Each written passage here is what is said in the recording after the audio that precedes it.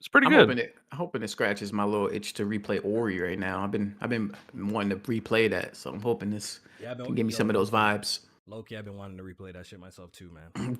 I Yo, like like. the second one, the first one is really good, but the second one is just different. That one is different. Yeah, they took it to the next level with that one. Crazy with the second one. They went crazy. It got good reviews though. It's like I think it's sitting at like an 86 right now or 87. That's not bad at all. That's not bad. Someone asked me if it was as good as Ori 2, and I was like, no. But it's close. I mean, it's almost as good. It's pretty good. I just remember that reveal trailer. They was people were shitting on it. It's like, what the fuck is this? What happened? Like, I get it. Like, it's not the traditional style of what Prince of Persia looks like. No, but it never looked bad. But it is low key. That's how old school. Oh yeah, like the original. Yeah, the old school. Yeah. Like that. You're right. You're right. But I'm just saying, like, the ones that people fell in love with the PS2 Sands of Time. Yes, shit, exactly. Exactly. But that's actually the old school look of Prince of Persia. But remember, there was like some controversy surrounding like just the whole character design, his hairstyle. Like, was it like all? There's a lot of conversations around that. Wasn't the music like rap? They played like rap music. And got people mad. Digital Foundry fans are crying about like, oh my god, bro. Oh my god. Can't play no rap music in the trailer. That's not gonna go. Hell no. Let it be some Elvis Presley or Old Town Alabama, and they might as well be going crazy. They'll be fine with that. Put a little 21 Savage in the trailer, they go crazy. What trailer did that? It was that Mortal Kombat, right? That was Mortal Kombat. I think the 21 Savage. Yeah, what you think of that 21 Savage movie trailer joint that he put out? Like, is it a real movie? I seen that. I clicked that shit off right away when I seen Donnie Glover looking at I clicked that shit right off. Like, yo, this guy looks so goofy, bro. I fucks with the two guys he got playing him too, like Childish Gambino and then the dude from Stranger Things. Like, I like them as actors. But I heard it's just a rollout for the album. I don't even think it might be a real movie. It's probably just for the music. Okay. Album dropped this Friday. I'm tomorrow. I'm listening to that. The funny thing is, I felt like the road it's been kind of quiet. Yeah, he ain't got no that was like the first song, I think, right? Off of it. Yeah, I guess he felt like that movie trailer would get enough buzz. Yeah, it did though. It did. Okay. I think everything is set. Good. We back. Chat.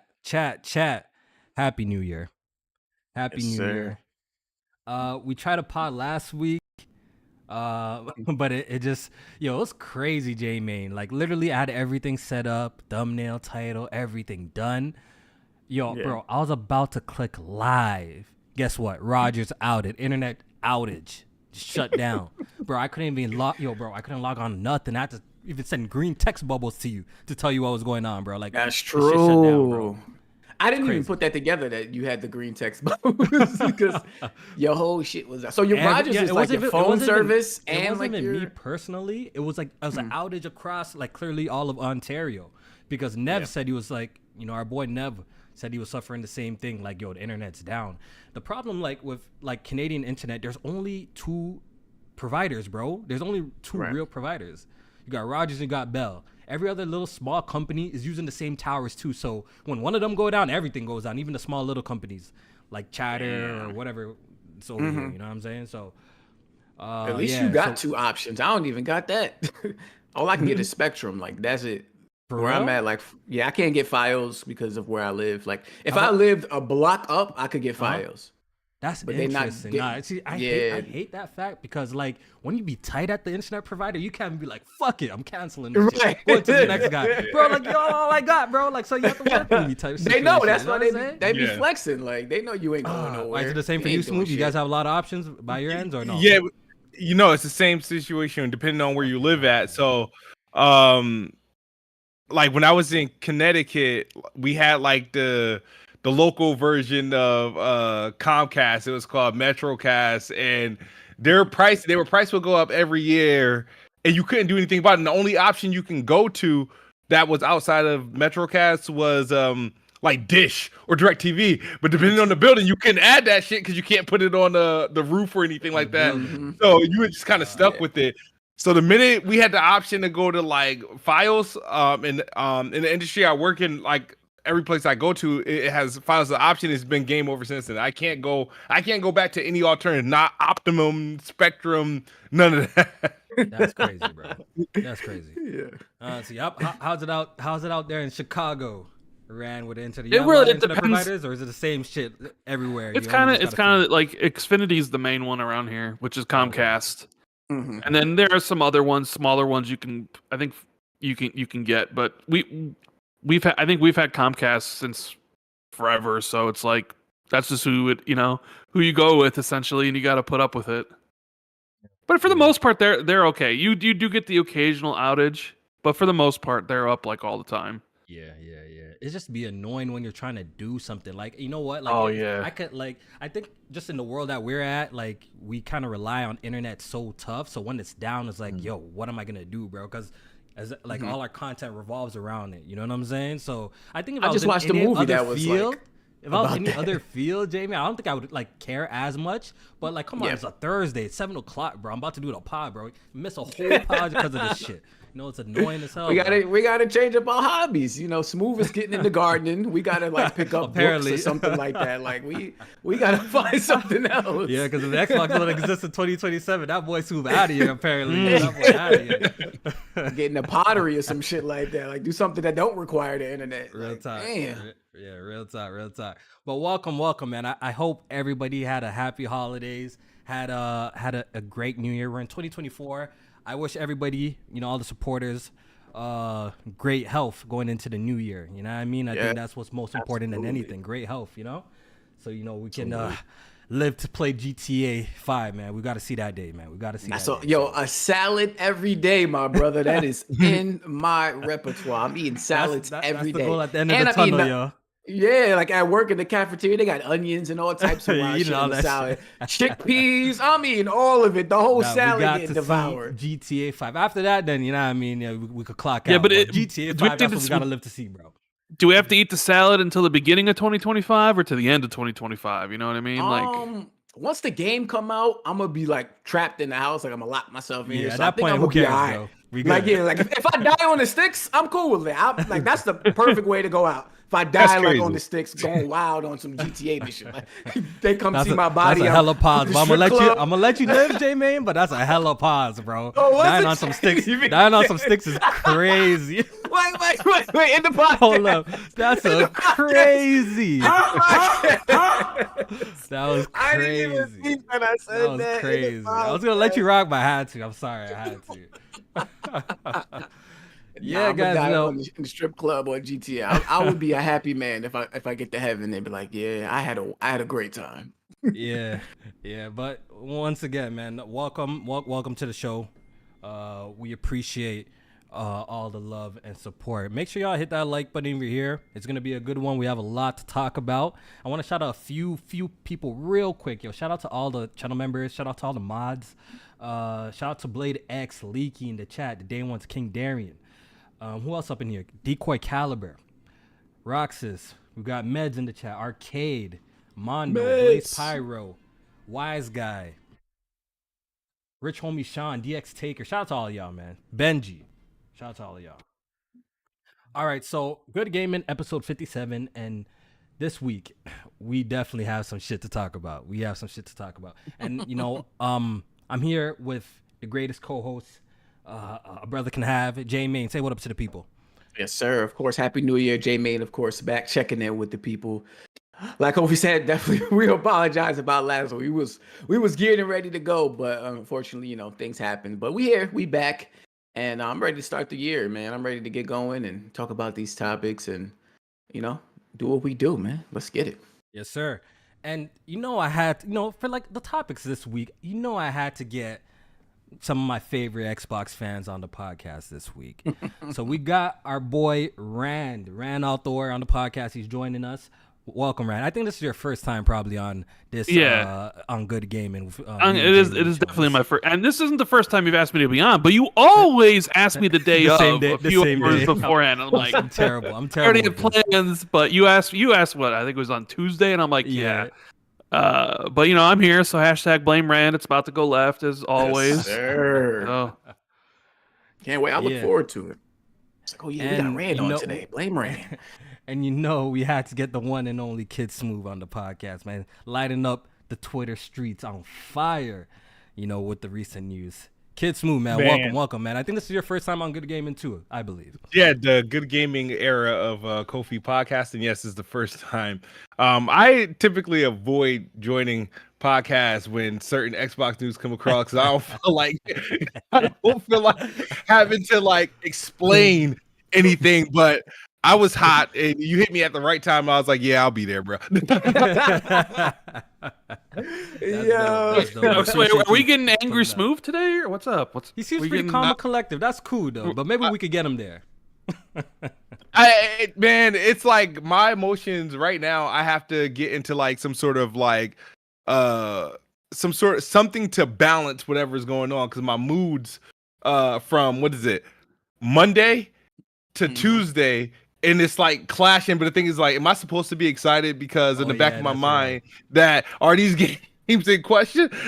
That's why I can't fully be excited. But yeah, we gonna jump into that, man, because I'm not really. Are you in the acceptance phase of the 5 stages of grief now? Is what you're saying? Damn, you might be. I think so.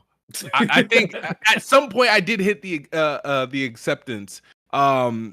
The more I think about it, I start to accept it, but then I sit down and I'm like, but when in the industry has something like that happen outside of the company just going down, you know what I mean? So, and I don't know, it's hard to accept, and I know I come off as immature, and a fake gamer because I'm not willing to explore other gaming if Xbox decides to opt out. But I don't believe that though. By the way, Smooth, I think you bullshit. I think you still be gaming. I think you bullshit. I think you bullshit. I don't know. My gaming childhood doesn't go as deep as a lot of my peers. So you know what I mean. There's conversations I can't really have because I wasn't always a hardcore gamer growing up, you know what I mean? So I'm familiar with Nintendo and Sega and having access to those platforms, having uncles and stuff who played on it, but it wasn't outside of the brand names, outside of your Sonics and Marios. I know what was running on those platforms back then. I just do Sonic and Mario and Mortal Kombat and Street Fighter here and there. You know what I mean? But yeah, but we definitely gonna get into those topics right away actually, but before that, actually, it's been a while, man. Since I, chopped it up with J Main, I like to go around the room and just see what everybody's been playing as of lately. And I do want to start off with our guest, Ran. What you been on past couple weeks? I've been playing Prince of Persia: Lost Crown. Okay, that's what I've been. Yeah, that's what I've been playing. It's actually really good. I felt the beginning was a tad bit slow. At first I was like, I don't know if I'm liking this, but eventually as a Metroidvania, you get more powers, you get more cool things, and then it was like, okay, now I'm feeling it. It's if you like the Metroidvania, if you like that Metroidvania subgenre, right? Yeah. You'll love this because it is pretty. It's a pretty damn good one. The story is kind of whatever. But the mechanics and the combat, once you understand all the different things you can do and you get some more of the abilities, can be a lot of fun. So I'm enjoying my playthrough right now. It's not as good as Ori 2, but it's slightly below that. And I mean, I'm only 6 hours in, so I don't know how it ends up. And I don't think I've gotten all the powers or been to all the different places. I've seen there are some time shenanigans going on in the background, but I don't really have any rewinding powers. So I'm kind of interested in seeing if you actually do get some of that stuff. But right now, it's yeah, dude, it's a really, really solid game. And as for the first new game of the year, I think we're starting off on the right foot. This is a very, very good. This is quite a good game. And if you're a fan of the Metroid stuff, I would definitely highly recommend it. That's dope. Okay. That's dope. I actually tried out the demo today. I didn't play too much, but right away I could see there's some that I'm gonna enjoy. You know what I mean? I like the whole parry aspect of the gameplay. It's fast, it's fluid. I think it's something I'm definitely going to be picking up down the line after I clear up some of these games in my backlog currently. Okay, Smoothia, what you been on? Oh man, dude, I've been playing. Well, I just completed RoboCop. That's one of the best games that come out last year. If they could keep making games like that, do it. Graphically, gameplay, it just satisfied the need of just a game I wanted to play. As a pure video game, it's an awesome game. If you haven't tried it, it's been on sale. $38 for the expensive version. Good game. Like I excuse all the flaws in a game of how people when they review games they get all super technical. Well, the voice acting and all that bullshit. Nah, it's a good ass game. I've just also completed Cocoon, which was cool. I just have after playing Cocoon, I just want a question or a request to all independent developers, man. Try to make a compelling game without puzzles. I just want to see an independent developer do that. Like, it's like, why is it the charm of these indie games? It has to be some sort of freaking puzzle with no meaning.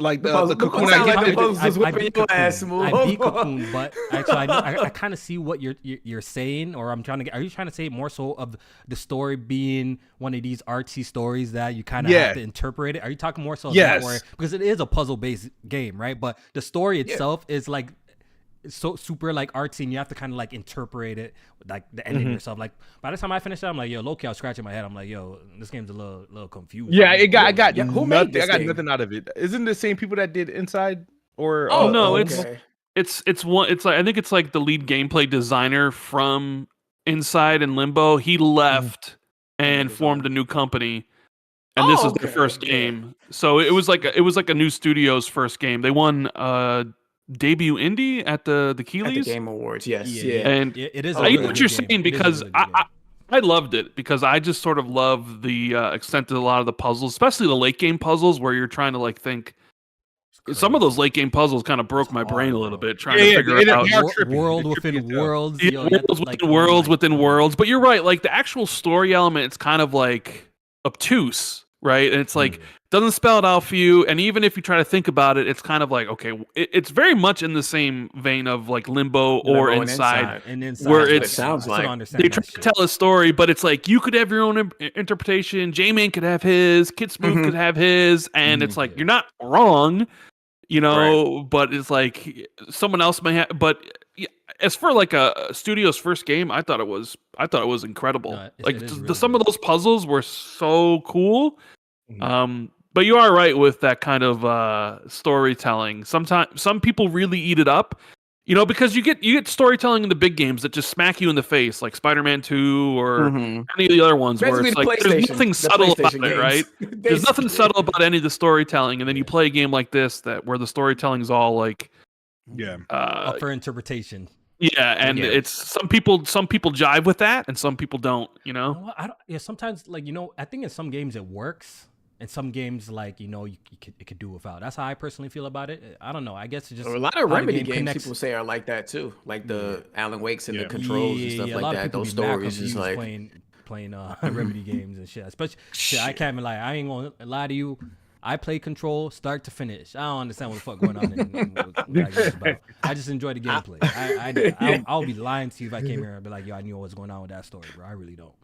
And then the other, I'm currently playing like 2 games at a time, like putting one down and picking the other one up whenever I get like to a session where I'm like, all right, I need to stop. I'm Like a Dragon, The Man with No Name. Is that the Young Ye game or some shit like that? Is that one? The man with. He did the VL, right? The English voice actor. Yeah, the English dub. Might be. Okay, I'm starting to understand why people are irritated about that. But I think the game's good, and I'm trying to get myself. Because I saw the IGN's preview of the new Like a Dragon game that's coming out later this month, and the Infinite Wealth. It like kind of appetizing. And so I was like, let me kind of like, I know that's not the right one to play because this is like the classic brawler style. But I wanted to play this. This is the shortest one, I believe. It's only like I think 11 hours. I wanted to play through that and then try to finish my run of the original Like a Dragon that came out in 2020 before this new one comes out. The turn-based. Yeah. And then I just got access literally like an hour ago to the Prince of Persia, so I might end up dropping both of them if y'all saying it's that good. So yeah. Okay, that's dope. That's dope. J-Man, what you been on? Yeah. Speaking of like Alan Wake and Remedy games, I actually been playing a lot of the DLC from those games. So I beat the Alan Wake American Nightmare like game, and then I went and played the Control DLC. I'm actually playing through the second one right now. So I'm just trying to get through all of that stuff before I jump into Alan Wake 2 at some point, because games are about to start coming out. So I gotta try to keep up this year, because last year shit just got pushed to the back and I never got to it. In addition, I actually been playing a lot of Helldivers 1. Just getting more back familiar with the game and the controls and the systems and shit like that. Because I'm a little excited for Helldivers 2. I think it looked good. I'm excited about the perspective change in the camera. I think that's going to be a big plus to how the game plays, and creating like different opportunities for routes and how you tackle a certain base or a mission and things like that. And appeal yeah. too, J-Man. I think this game is Yeah, probably the going to perform graphics way look better good. than the other Helldiver games. Yeah, it will. It will. I think people will take it more serious. Just from the outside looking in, I know the people that play it, they like their Helldivers has a very deep system. Like, you can't go into that shit really play it by yourself. You could try, and if you're really nice like that, you could really do something. But it gets to a certain point where you're not going to survive, because the enemies kind of respawn nonstop, and you kind of got to find a way around it to complete the missions and get the fuck off the planet. So we'll see how it is. Definitely going to be trying to stream that with Kofi when it comes out. It's up to 4 people, so we might have 2 other slots if people want to hop in and join us with that. Come play. Yeah, we'll come stream that for sure. It's 4-player and cross-play, right? And it's crossplay. Yeah, yep, except these PlayStation dudes on Twitter talking about they turning off crossplay for a co-op game. What they scared of? Let them turn it off. Let them turn it off. That don't even make sense. There's still some of them are still haven't grasped that we part of the family now, J-Man. The PC gamers are part of it. They still haven't grasped that concept yet, so they want to turn off crossplay. Let them know where they'll come around. You know what I mean? The Xbox guys did it too. Once upon a time, I don't think Smooth was too happy about them, Xbox games going to PC, if I recall. He wasn't too happy about that, but look at him now. He don't give a shit. He don't give a shit. The same thing's gonna happen to the PlayStation. Yeah, I think it flipped when the PC dudes was saving the Gear servers. Gear servers was looking a little crazy. It was like, I gotta turn crossplay. That's true. They did. Yeah, they had to merge them up. They was like, nah, we got to force. Yeah, because the first it used to be separate, right? You had to turn on crossplay. They said, fuck that. You ain't got the option no more. Not that Gears is bad, but it's just like it's not everybody's cup of tea. So they like, you know what? We got to put this shit together before we out of here. You know that gif people use of like James Franco about to get hung, and he's like, first time, right? Yeah. Because I see a lot of PlayStation guys upset that PC gets the game cheaper and they don't have to play for PlayStation Plus. Yep. Right. And the PlayStation guys do, and it's just like, I was sitting there, I'm like, first time? Because that's something me and Smooth had been dealing with since, I mean, it's been a while forever. now. 2017 maybe when playing. The crazy thing is though, Helldivers 1 was on PC and it was crossplay, and PC guys didn't have to play for it. So that shows you none of these dudes gave a fuck about Helldivers 1. They don't care. Thank you. They don't care. And you know what? I was talking to Jack. I was talking to Jack on the timeline about this. I'm like, yo, you know what's insane? Why like they're just realizing this now? Do you not realize you were paying for online since 2013? Right? No, they did. Helldivers is not the only game you share with PC. There's Battlefield, there's Call of Duty, there's a whole bunch of other games that y'all share, but PC players don't play online, pay for online. But Helldivers is where you draw the line. That it's unacceptable. And that's been the case since 2015. So that's because it's a Sony first party game, so they feel PC guys are getting a better deal, essentially. Get the better version with a cheaper version and like not paying for multiplayer. But you know what it really is, Rand? And we might get into this a little bit later. Back in 2015, when Helldivers 1 came out, PlayStation guys had other like first party studio games to focus on. True. Now the first party studio games is non-existent. So what they got to focus on? Helldivers 2, Rise of the Ronin. These Yeah, might they be first party capping for these IPs small- in the they just publisher capping. sense, or like, you know, maybe they own the IP or they got some rights to it, but they not first party studio games. So they holding these games near and dear to their heart. And now they starting to know this shit like, hold up, Bro. PC dudes actually got to get this playlist for free online? Oh, this ain't right. Like, yeah, now you realize it. It's That been shit like kind of that. funny. I ain't gonna lie, that shit kind of funny because that shit is reminiscent of 2016 with like, With Xbox. These are literally the same as arguments. Like, well, what Exactly, about us? exactly. Like the whole cancel Exactly. Quantum So- Break pre-order argument. I That like remember this that. I is remember that. extremely reminiscent. Bro, dude made a little bit of a tweet go off. He's saying that, he's not supporting the game because PC players get to play for free. Bro, the reality of the fact, you look, you probably weren't going to buy this game anyways. You're really not that into it. Like, stop all the capping, bro. You weren't going to buy this game. Right. You're not into it. And Jay, man, you ain't lying, these PlayStation mans need a showcase soon because these PlayStation mans are scrambling. I've been sitting on the timeline the past couple of days, before I started tweeting crazy again, is watching the conversations going on. And the conversations is nasty. Mans are trying to big up Stellar Blade. They're trying to big up some of these games like they're their first party super duper. Mans are trying to gas like the first 3 months of PlayStation is like the greatest thing ever, bro. I've been seeing it on the timeline, bro. They desperate, bro. Nah. They See, desperate, these games used to complement the first party studio exactly. lineup. Now it's the only thing. So It's the only thing that they got, so they gassing Right. it too much. Like, y'all gassing this shit too much. Relax. Helldivers look cool, but y'all like going crazy right now. You know what I mean? As for what I've been playing, over the what's it called? The holiday, and I've been playing Sekiro. I've been playing Sekiro like the past week or some shit. The best Souls game. It's one of my favorite games of all time. It's a game that I've already played, Rand. It's not like my first time running through, right? Right, yeah. It's a game that I've played on PC 3 times. I already played it on PlayStation, but I made a new PSN. Long story short, I made a new PSN account in 2020, and like a KidSmoove inspired account for straight platinums and stuff. And I'm like, you know what? Let me run through Sekiro again at the top of the year. So I played it. I actually streamed the whole thing. It took me like 13 hours to do everything, to beat the game, do all the mini bosses and stuff like that. And I went ahead and got the platinum. So now I actually have the platinum in Sekiro. I could have got it a long time ago, but I decided to get it. So yeah, I was a little confused. I'm like, wait, I thought you had the platinum already. No. Not even on your other I played the account. game on PC. Initially, I played the game on PC, right? That's true. I later on played it on PlayStation. Then I later on played it on another account that I have on PlayStation. I got the platinum on. So it wasn't too hard in terms of like the boss fights or anything like that because I got that shit memorized. But the only taxing trophy was getting the skills. Holy shit, bro. That's the grind for those. That's a grind for them skills, That shit was nasty. So you should have handed the controller to BG. You know he loved doing that shit. little share the controller feature. Definitely. Outside of that, I've been playing The Last of Us No Return. Return.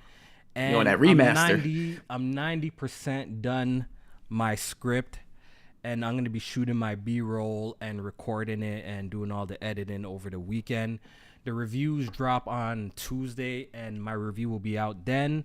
I can't wait for y'all to hear my opinion on it. Whether it be positive or negative, I guess y'all gonna see, right? So we're gonna talk about it. I've been playing Last of Us 2 on PS5 too. The PS4 version on PS5. I'm trying to get those grounded and permadeath trophies before the new one drops, so I could just pop those when the game come out. That permadeath shit on grounded, that's some bullshit right there, dog. Yo, KidSmoove, I ain't gonna front. I thought about you when I was playing it because I'm like, I don't think you do the challenges and shit no more, but I was like, yeah, I would pay good money to see KidSmoove play this shit on why you gonna do permadeath that? grounded. Why you gonna do that? What? The Last of Us Part 2. Grounded not. with permadeath, which means when you die, don't do it.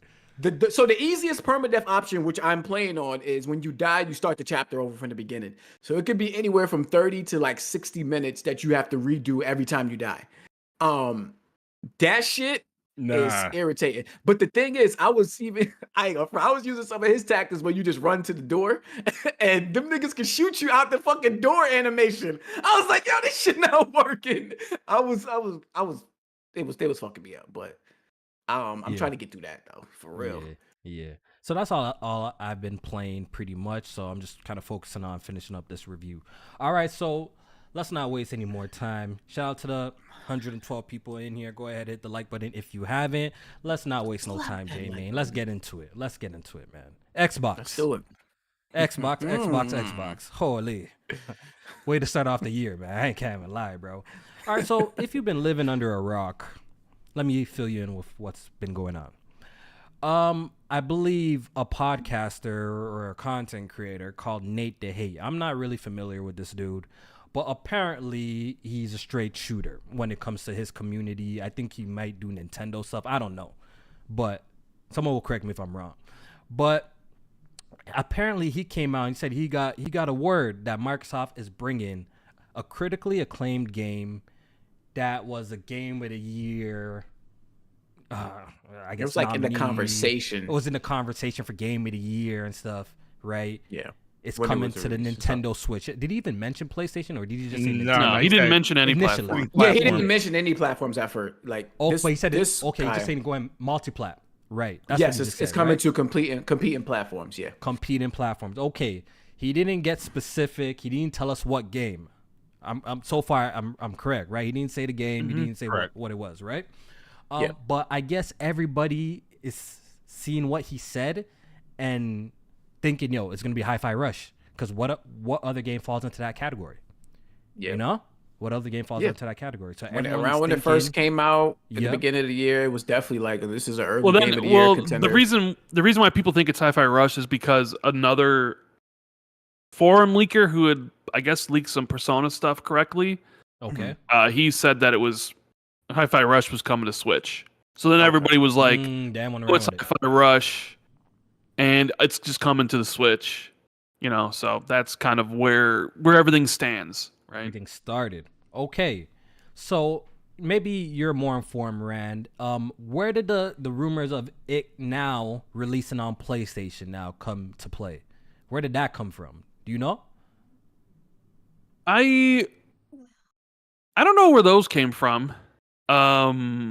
I think that same guy said that the Switch version was like talked about, but it may not actually happen, and it's probably more likely for the PlayStation 5 or something, I think is what happened.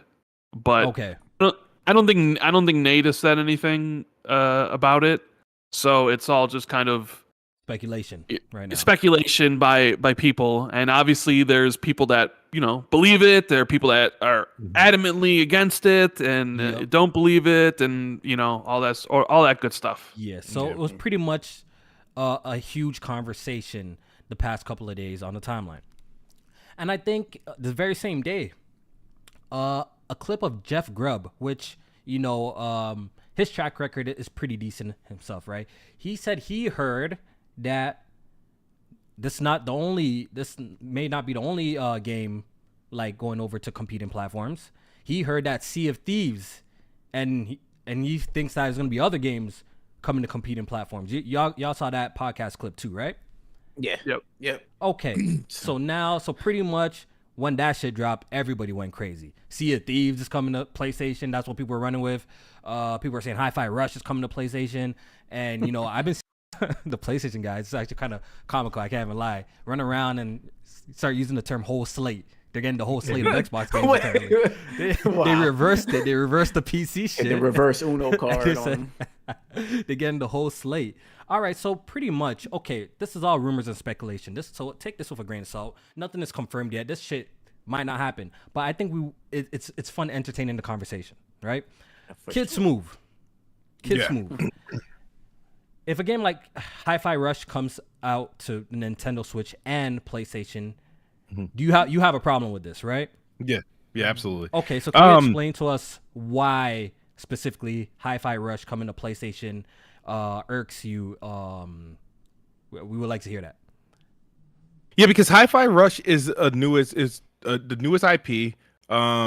Is successful in terms of critically. I'm not sure about like sales, but we know it was it was a good game. It's something that Xbox typically doesn't get. These are the type of games that's usually withheld from Xbox, and Xbox had pretty much a gem from Tango, like that came out of nowhere.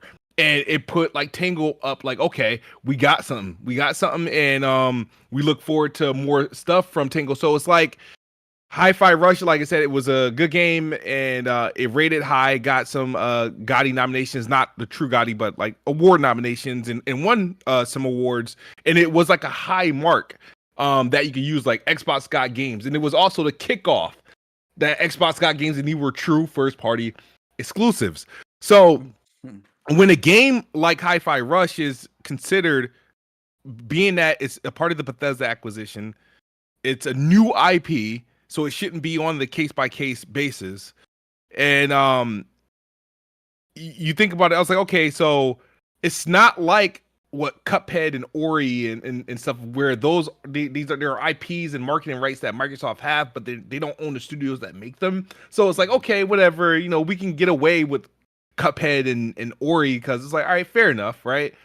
But Hi-Fi Rush is a true in-house first-party game. It's not like a big AAA, but it's the thing is that the idea is like, okay, you acquire a studio that had no bearings, no marketing, like, in discussion, comes out, and you don't have to put it anywhere else, and you do is like, what does that mean for the other stuff? And the thing is, it's the timeline, dude. It's a timeline with the fucking CFO over at Microsoft when he's like, we want to even get on the competitor platforms, and we don't hear shit after that. I think that thing got deaded, whatever.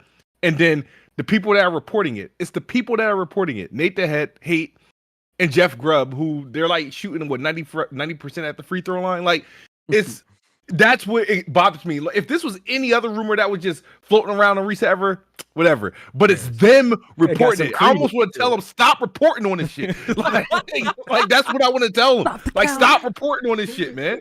But that's more so what worries me is like, and then to top it all off, like when I just started to get over the fact. Now, the crazy, you want to hear something crazy? You want to hear something that really is probably fucked up and mentally fucked up? Yes. Is that when it was like announced, like when I was seeing that, for the Nintendo Switch, it was like a little bit of a sigh of relief, because I was like, I don't consider Nintendo like, it's like, okay, whatever, still not ideal, but okay, we already like fucked with them with Ori and all that stuff. They doing their own thing, so it's not that big a deal. The minute the PlayStation was dropping it, that's when I lost all fucking, like, I lost all sorts of kumbaya okayness. That shit was like, nah, that doesn't fucking work. It made me so upset, like visibly upset. I was at work mad, and I'm like, yo, this is really bothering me.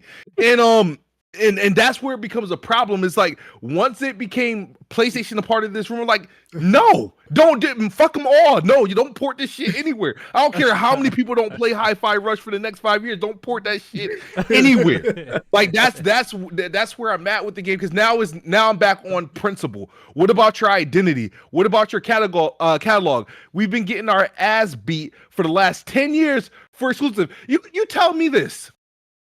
Microsoft finally gets in the position where they got Thanos' glove, and they just gonna be like, never mind. Like, how the fuck you get in a position to finally deal the death blow of all the years of death blows you've been dealt for what? Why did they buy ZeniMax and stuff? They bought ZeniMax and Call of Duty because they was on fear of losing out on these games, so PlayStation would sign up all these marketing deals and exclusive deals. And you telling me you have a opportunity to turn the tide? We don't know if you're going to sell consoles and games, whatever, but you have an opportunity to put PlayStation in the position you put Xbox in by taking third-party games and making them exclusive, because you have every full right to do that. And the one thing you do with that power is give them games, which eliminates it defeats the purpose. To jump in, but isn't this Microsoft's messaging like been the whole time? Have you been listening to them though? Like, Smooth, isn't this what Microsoft has been preaching? Yo, we want to reach 2 billion gamers. But they got to find a way to do that shit in 40 years. Do that when I'm no longer do that without PlayStation. But the funny thing is, I feel like the way you're thinking, Smooth, is on a totally different wavelength what Microsoft is on. I feel like y'all the funny thing is, I feel like you guys be like Xbox fans be regurgitating this stuff, but reverting back sometimes, because sometimes y'all regurgitate that, Microsoft don't care about, but it seems like y'all use it when it's convenient, when the sales are low. Microsoft don't care about the console sales anymore. Who cares if Xbox is not really selling? But then again, you're talking like you want them to say, yo, fuck everything and just put it all on Xbox and focus on the console. But Microsoft has told y'all a million times that, like, yo, we want people to play our games on mobile. We want people to play our games on TVs. We want people to play our games on browser. Yo, we will try and get Game Pass on anything that we can get Game Pass on. Like, they've been saying this. We've been conceding, right, and falling for that ecosystem trap, and it's true, right? You know what I mean? I got a Rogue Ally, got a PC, even got a fucking MetaQuest 3, right, where I can play Game Pass on the shit, right? I get it. We've conceded a lot, and we know it's outside the box, but the way I look at it is like, okay, before you sit there and give up, just try. Now that you have IP, now that you have a library worth a damn, that would I don't see why you shouldn't, right? At least try to see what this can do to your console sales and your Game Pass subscribers. So you think it's too early? You think it's way too early? You think it's you just got Bethesda and they're finally delivering, and you just got ABK, but have nothing coming ABK yet. Why don't you wait and see? Yeah. Why don't you actually give it a full year or two to see if it actually changes your fortunes before jumping into this? But is changes kind of what the you're fortunes saying, right? where? What are we talking about? Changes the fortunes for the console? Well, I'm just saying. Well, I'm judging from what Smoove says. Like, yeah, that's what I'm saying. But I think he means that it has to be the console. Yeah. So what space are you talking about? Are you talking about revenue console space? Game Pass. Are they making money, or are you talking about just the console? Right. So if you're talking about the console, okay, so pretty much your ideal situation is that Microsoft with ZeniMax, Activision, they will utilize all the new studios and IP that they got, right, and drop games exclusively for Xbox to push console sales. Pretty much, that's like the ideal situation, and that's the ideal situation for you, right? Mm-hmm. Okay, so I think, look, I understand what you're saying, right? Even though, like I said, Microsoft is shown to prove that, like, yo, it seems like that's not what the whole goal is. Phil Spencer comes on record, yo, we're not trying to take games away from people. Like, they keep on coming out and saying things like that. So, with these rumors that's going around about Hi-Fi Rush coming over to the Nintendo Switch and stuff, it's not really too surprising to me. You know what I mean? It's not really too surprising. And do I agree with it? I guess that's ultimately the question. Do I agree with Microsoft porting the game like Hi-Fi Rush to PlayStation? Until me, I feel like, honestly, nobody was running out to buy an Xbox to play Hi-Fi Rush anyways, at least for that specific title.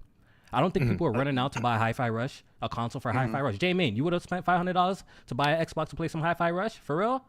Absolutely not. I don't think it's enough. I don't think so. No. I feel like that game specifically, and I'm only speaking about Hi-Fi Rush. We could talk about like the other games possibly coming in the future, but a game specifically like Hi-Fi Rush, I feel like the audience for that game is extremely niche.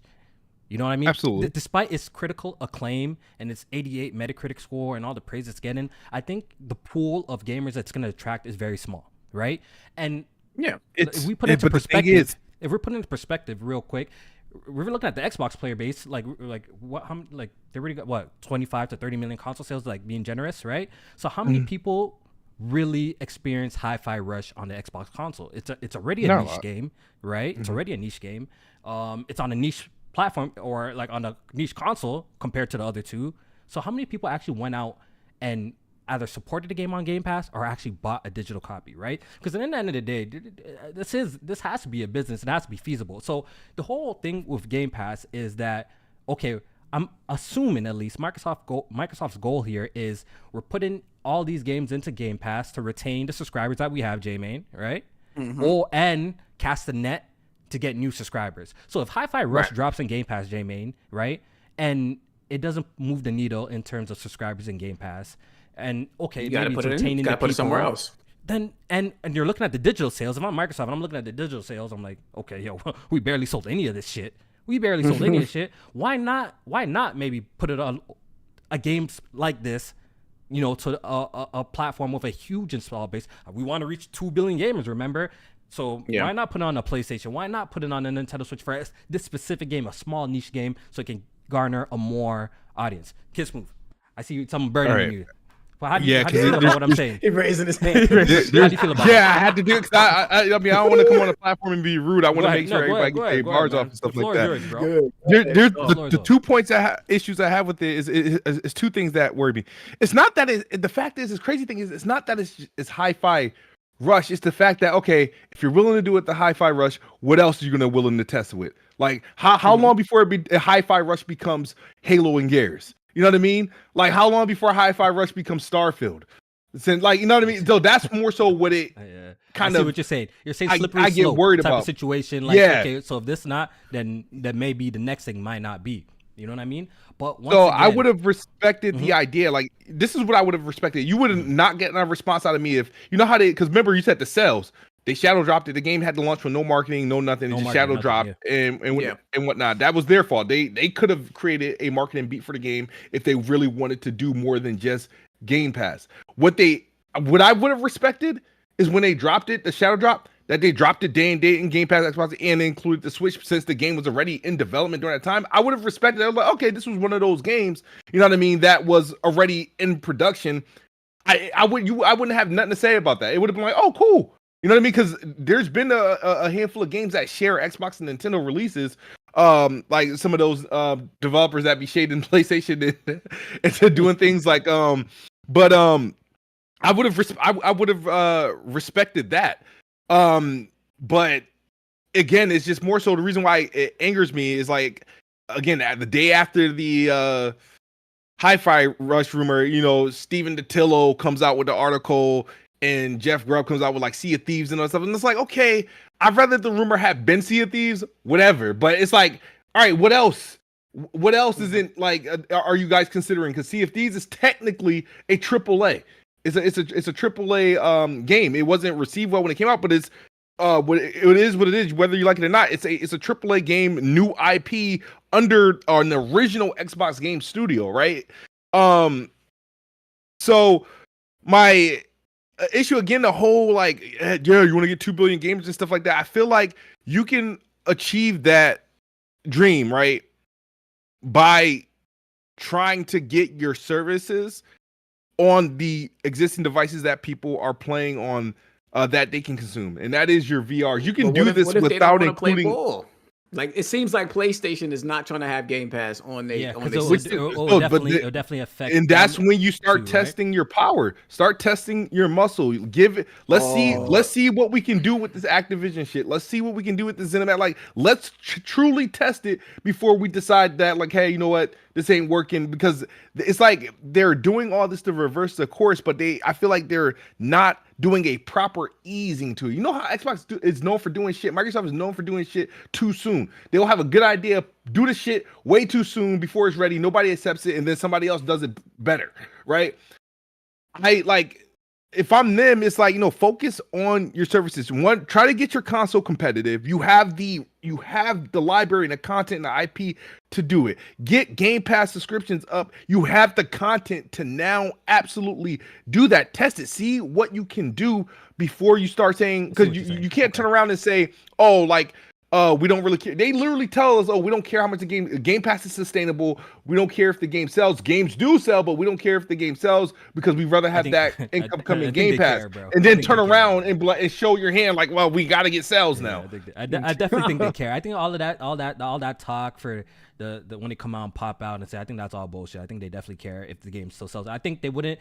I think they wouldn't put in the digital space if they only solely wanted Game Pass subscriptions. Why not put Hi-Fi Rush exclusively in Game Pass and not put it for sale at all?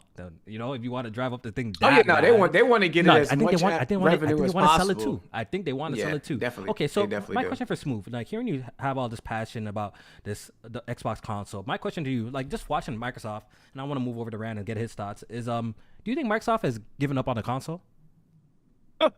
I guess that's my question to you. What do you think? Do you think Microsoft that's a loaded question there. That's a loaded question. In what sense? Like, hold on, before you answer that, do you think, okay, so they're not making any more in the future, or just that they don't care where you play the games? Like, you know, like they're at a point where, like, you know, we're gonna make this console, but we really feel like, we're out of our league in competing with PlayStation and Nintendo in terms of selling consoles. Do you think Microsoft is at that point? All right, I think. Or do you believe they believe in themselves that they can sell consoles? That's, I guess, my question for you. Okay, I believe Microsoft is at that point. They know they. I don't think Microsoft believe they can overtake PlayStation and console because they lost the most important generation. I will always agree with that statement. I agree with that too. I agree with that too. It was so pivotal in timing. I agree with that 100%. Yep. So they probably are aware of that, but my thing is, I don't think they are giving up on a console because they still keep making them and keep producing them and whatnot, and they're planning, another one. My thing is that I feel like they're not all in as they should be. They're not properly positioned in their console because a lot of stuff that's taking place is on them. They're not they're not taking care of the retail stores. They're not stocking. They don't have like a retail rep to make sure that their area is looking nice and stocked full of games and content and stuff like that. Their marketing has been abysmal when it comes to the consoles. And so they don't do effective marketing at all. And that's on them. So my thing is like, yeah, you're gonna waste all this money, all this R&D to sell a console that you don't anticipate to sell more than 50 million, and then you're gonna help yourself not get to those goals by not marketing it. I don't get it. It's backwards, and then have the nerve to have to express like these numbers decrease and stuff like that. It's like they're decreasing because you're not creating awareness. So I don't know what to really think of Microsoft and how they feel about their console. My thing is like, yo, if Xbox is gonna bow out of console, they need to go the way of these mobile PCs and just license out the Xbox OS to like different manufacturers, so a bunch of people could just make different Xboxes that you can buy. That's how I feel. Or bring their games to competing platforms. Nah, man. That's how you bow out. Okay, Ran. Okay, so I want to start with Hi-Fi Rush before I ask you similar questions I asked Move though. Okay, so your whole take on Hi-Fi Rush specifically, not being Xbox exclusive, quote unquote Xbox ecosystem exclusive or whatever. It's not even really. It's on Steam. Xbox don't even have exclusives anymore. Console exclusive. But the console exclusive. That term is so beat in the ground at this point. Like that exclusive term has so much like quotes, asterisks on it. It's nasty. It's muddied up now. Yeah, it's done. Yeah, exclusive. What is it exclusive nowadays, right? Anyway, but Ren, how do you feel about the potential of Hi-Fi Rush coming to the Nintendo Switch and PlayStation? Do you feel like it's a mistake? Do I feel like it's a mistake? Yes and no, I guess. No being that you could make the arguments for like just Hi-Fi Rush, and you could present them as like, hey, we want a future for this franchise and we want to get more eyes on it, so let's bring it to more platforms and get people excited about a sequel, right? And essentially afterwards, like we don't really do that with any of our other games. So the answer is kind of like yes and no, because I mean, I don't think Microsoft is going third party. I think that's kind of ludicrous. They're not going to want to miss out on all the money that Grand Theft Auto 6 is going to produce or any of the bigger games that come out, right? There's a ton of money. I guess it really depends on how deep they go with other games after Hi-Fi Rush. Like Hi-Fi Rush by itself is kind of like, okay, whatever. No big deal, right? And when you look at it, like even when you look at the people who buy Xboxes now, whatever, they probably don't even know what a Hi-Fi Rush is. Like anybody buying Xbox right now, like the millions that bought it for, Christmas, they don't know about Hi-Fi Rush. They don't care about Hi-Fi Rush. Yeah. It's not gonna move console sales. It's not gonna do anything for Switch or PlayStation. So it's more about like the idea of it. Okay, let's actually build this into a big franchise. And we talk about Bethesda, and this is a Bethesda game. It very well could fall into the whole case by case basis, right? Yeah. Where it's like, okay, the plan with this game is we'll release it as an exclusive, and then we'll release it later everywhere else, right? And there is like a graph from the FTC trial where Microsoft does explain their rationale for what is exclusive and what is multi-platform. I don't know if you guys have seen that graph. Like I might have, but if you want to explain it. Rush and Hi-Fi, it's like the ones that it's basically a graph where it's like there's the left side, the middle, and the right. And the right side are these like huge franchises like Minecraft and Call of Duty that have to be everywhere that make all that money. But then there's like the middle where it's essentially like unknown audience, new IPs, essentially like Indiana Jones and Starfield, that essentially would be exclusive, right? That's kind of the middle ground they go for. And on the left-hand side is games that have like a niche audience that are smaller, like Psychonauts 2 and stuff like that as an examples of stuff that would be multi-platform. So I guess you could look at like Hi-Fi Rush, and you could say, well, that would fall anywhere between the middle and the left, right? It is a new IP, has an unknown audience, right? So but it's maybe not big enough to fall into the category of a Starfield or like an Indiana Jones or any of those other ones. But then you look at it as like maybe it's in the niche audience, like at the left-hand side, like with Psychonauts 2. Rhythm action. So it's like, okay, so maybe it falls into that as well.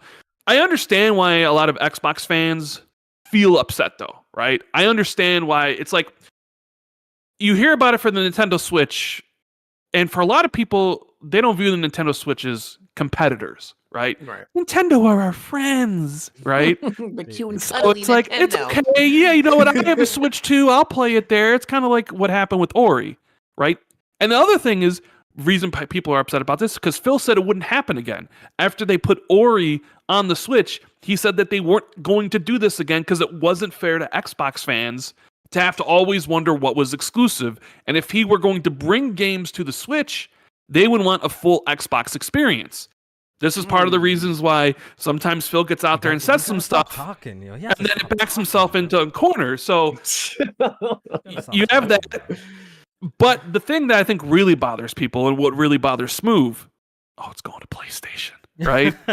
and that really, it's like not them, right? Not the enemy, not because not like I don't want to be trolled by the all the PlayStation accounts on Twitter. They're gonna get they always say Xbox has no games, and we finally get a great critically acclaimed one, and now they have it too, right? Especially during a time where we just went through the FTC trial, and Microsoft bitched to the judge that we don't have any exclusives. We have like 58, and Sony has 270. And yet Microsoft's about to give an exclusive to PlayStation. In fact, Phil even said he didn't really like to support PlayStation because PlayStation would take the money that they would get from their games at the 30% and then use it to create deals that would hamper Xbox in the market.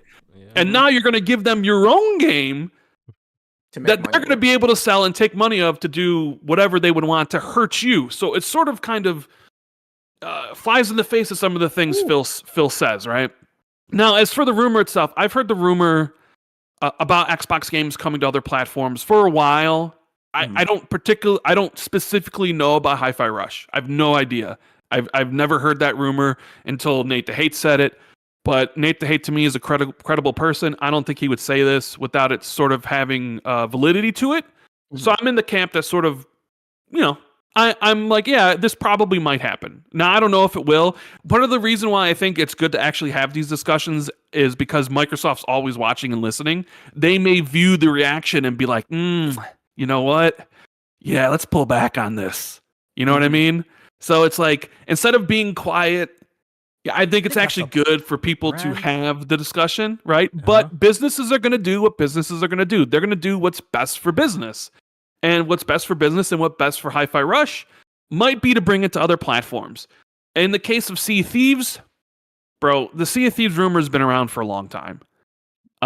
Stephen Totillo and Jez and even Andy Robinson, who used to work at Rare, who now runs VGC, Video Games Chronicle, they all said, hey, yeah, we've heard this rumor. We've heard this rumor for a while, but none of us can verify if it's actually still in the plans, right? I mean, as far as I know, Microsoft even had plans to put the Halo Infinite free-to-play multiplayer on PlayStation at one point. That's a good idea. But that didn't go through. So there's always plans you're running through as a company, right? And whether they come to fruition or not is another thing. So, I'm a console guy, right? I told you guys I bought this like bomb PC, and even still, to me. Yeah, even still, I'm very much like I'm gonna play on console. It's where I prefer to play, and I want the console to, be as successful as it possibly can be, right? And I don't like a future of the console being relegated to basically nothing. I'll just say it. I don't think it will be. I think like Microsoft will continue to make consoles because their entire business, the foundation of their business is based around the console still, right? They're doing good on PC, but they're not doing great yet. And mobile, they haven't even really begun yet. So their entire business is still based around the people who play on console, the people who are sub to Game Pass on console. That's where the majority of their Game Pass user base is, right? It's just Microsoft always like, okay, we got these guys locked. They ain't going nowhere. Now we need to like bring it elsewhere, and expand more places and more things. And sometimes it makes the console look like a secondhand experience, right? Because Microsoft's not doting on it like PlayStation or Nintendo are anymore, where Microsoft's like, we're beyond this because we need more. Like our ambitions are like 3 billion gamers, even though they'll never get there. So I think people worried that they'll go third party completely are I think they're unfounded. I do think I could see a scenario where Microsoft strategically drops certain games on certain platforms like Hi-Fi Rush, Sea of Thieves. You could make the arguments for Sea of Thieves, right? It's a live service game. It's this how I explained it on Xbox 2 when the rumor came out. It's like there's what's good for the game and there's what's good for the platform, right? They're two separate things, but they're intertwined, right? What's good for Sea of Thieves is probably to be everywhere, to be on PlayStation, game. Yeah, Absolutely. to be on Switch, to have as many people playing as possible, and to make as much money on microtransactions. Just in the same way, MLB was exclusive to PlayStation until it wasn't. And now MLB's probably making more money than it ever has for PlayStation, right? Or all the PlayStation like live service games are going to come to PC day one. Yeah. Like they want that player base. It's better for the game. And then you have what's good for the platform, right? So when you say, well, if you can make that argument about Sea of Thieves being everywhere because it's good for the game, couldn't you make the same arguments about Halo or Forza Horizon or Starfield or whatever? But then you also have to balance it what's good for the platform. Like what's good for like Spider-Man 2, for example. What's best for the game is for it to probably also be on PC day one. Right. You get way more sales. Yep. But what's best for the platform is it to be exclusive to PlayStation for a while. Right. With the same thing with Xbox is like, well, what's best for the platform is you still need your games that drive people to look at your ecosystem, right? You still need those things. Those are still marketing beats. So you still need like Spider-Man only here, God of War only here, and Xbox still needs those things. So it'd be like Starfield only here, Halo only here. Even though it might be best for it to be everywhere, you still have to present reasons for people to want to invest into the Game Pass ecosystem and all that sort of stuff. So I think it's a balancing issue. I also think there's probably a struggle internally with this. There's probably people internally that are like, we need to do more and we need to be in more places and we need to make more money. Like Tim Stewart, the bean counter, is probably like, let's just put this stuff everywhere and let's make more money.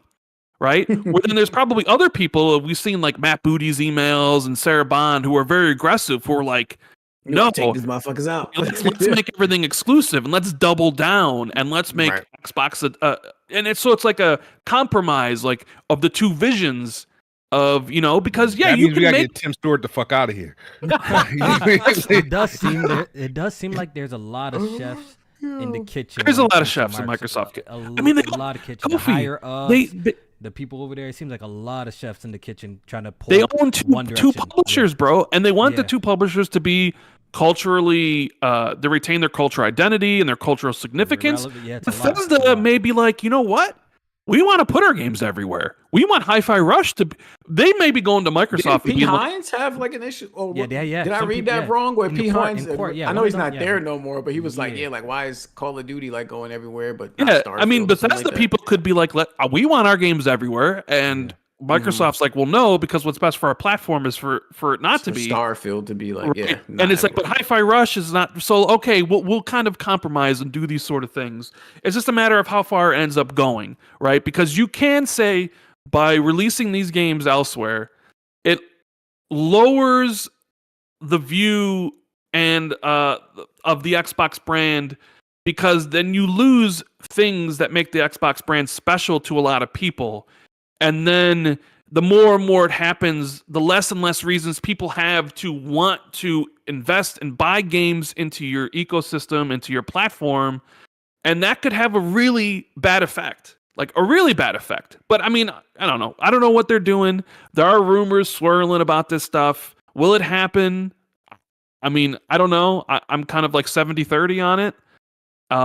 But it is an interesting conversation. And some of the people that say absolutely not, absolutely will never ever happen, remind me a lot of when I said Horizon Zero Dawn was coming to PC, and I had PlayStation gamers jumping for my jugular, trying to kill me. Right? Like it was because they're the saying, all right, it's a never. Sony would never do this. They know, right? So it's like never say never, dude. You never know. If you go back to 2013 and you would have said to somebody, hey, in the future, you can play your game that you're playing will be able to play with PlayStation and PC at the same time. You'd be like, hell no. Crossplay would never happen. But look where we are. 10 years from now, 15 years from now, look at this. Okay, one last point, and then you can say, you know, whatever any questions you have. But look at what just happened with iOS and Android. Right? Their stores are broken open by the regulators. Right? Now Microsoft's sliding in there with their own store. Right? What if regulators decide, what if they take a look at consoles and they say, you know what? We're going to break open that walled garden. So, no more exclusives. PlayStation, you have to open up your store. Xbox, you have to open up your store. Maybe you could see a scenario deep into the future where there's an Xbox store on PlayStation and Game Pass on PlayStation. And then, vice versa, there's a PlayStation store with PS Plus on Xbox. Simply because the regulators have come in and determined that this would be best for consumers, right? You never know how things will play out in regarding this space. Yo, I had a podcast, a PSP episode long time ago. I'm really gonna pull it up one day to see what I was saying because everything seems like everything I predicted that shit is low key came true. That was a long time ago. I'm like, we still waiting on them PlayStation day and date PC games. Nah, just I, to let you know I came out and said, yo, I think we're gonna, and this was way back now. I think we're entering an era where exclusives are gonna be less and less like a thing, like less and less prevalent. And where it makes sense, definitely. Where it comes now, we're looking at our climate today, and it seems to be very, very true. Everywhere, every one of these companies are looking to put their games somewhere to generate more money. We're hearing that the budgets for these games are 200 million, 300 million for The Last of Us, something crazy, 500 million apparently for Halo or some crazy ass figure. You know what I'm saying? I think these companies are looking for ways to put their games as much places as it can, and I think that's not going to stop. I think the whole PlayStation and PC integration is just beginning, J-Main. I don't think this is where it stops. You think this is where the integration stops? I think they're going deeper into it as time passes. You know where I stand. That's what I'm saying. I think as time passes, but what makes more feasible sense, J-Main, for them just to okay, no, you know what, we're doing this and that's all we're doing forever? No, it doesn't make sense. I think they're dipping their because the console they're only going to get deeper into it. Because the console still sells. Get deeper into it. But that's why I think the Xbox shit makes sense for them to put games in more places, is because the console isn't something that is selling at a crazy rate to where they can garner new people and bring them in. Right now, they're like, all right, well, let's find the fastest way we can get more people into our ecosystem, into the Game Pass shit, and that, or just buying our games outright, but bringing more revenue in, and that's them putting the shit wherever they need to put it or where it makes sense. So I don't know. To me, it's Xbox third-party shit. It makes sense. Where it makes sense. These are ports I would respect with no problem, and I wouldn't feel anything about it. Right? If Microsoft Xbox decided to support the launch of the Switch 2 with Hi-Fi Rush, Grounded, and Sea of Thieves, Psychonauts 2, and let that be their gift to them, I would have no problem with that. How about if those same games came to PlayStation? But if the PlayStation is the one that bothers you, isn't it? Why can't they? But Smooth, that same logic. Why can't it come to PlayStation though? Why do they need to? Why does it need more money? Then why do you say why? Because the Switch. Here's the thing: the adoption rate for Switch is here's the benefit of having it to Switch is like the audience. Switch they spend. Nintendo game they spend. They will buy the games. the console, the platform is going to sell like hotcakes, and it's a resurgence for that platform. Nobody, when these games come to PlayStation, they're going to sit there. Dog.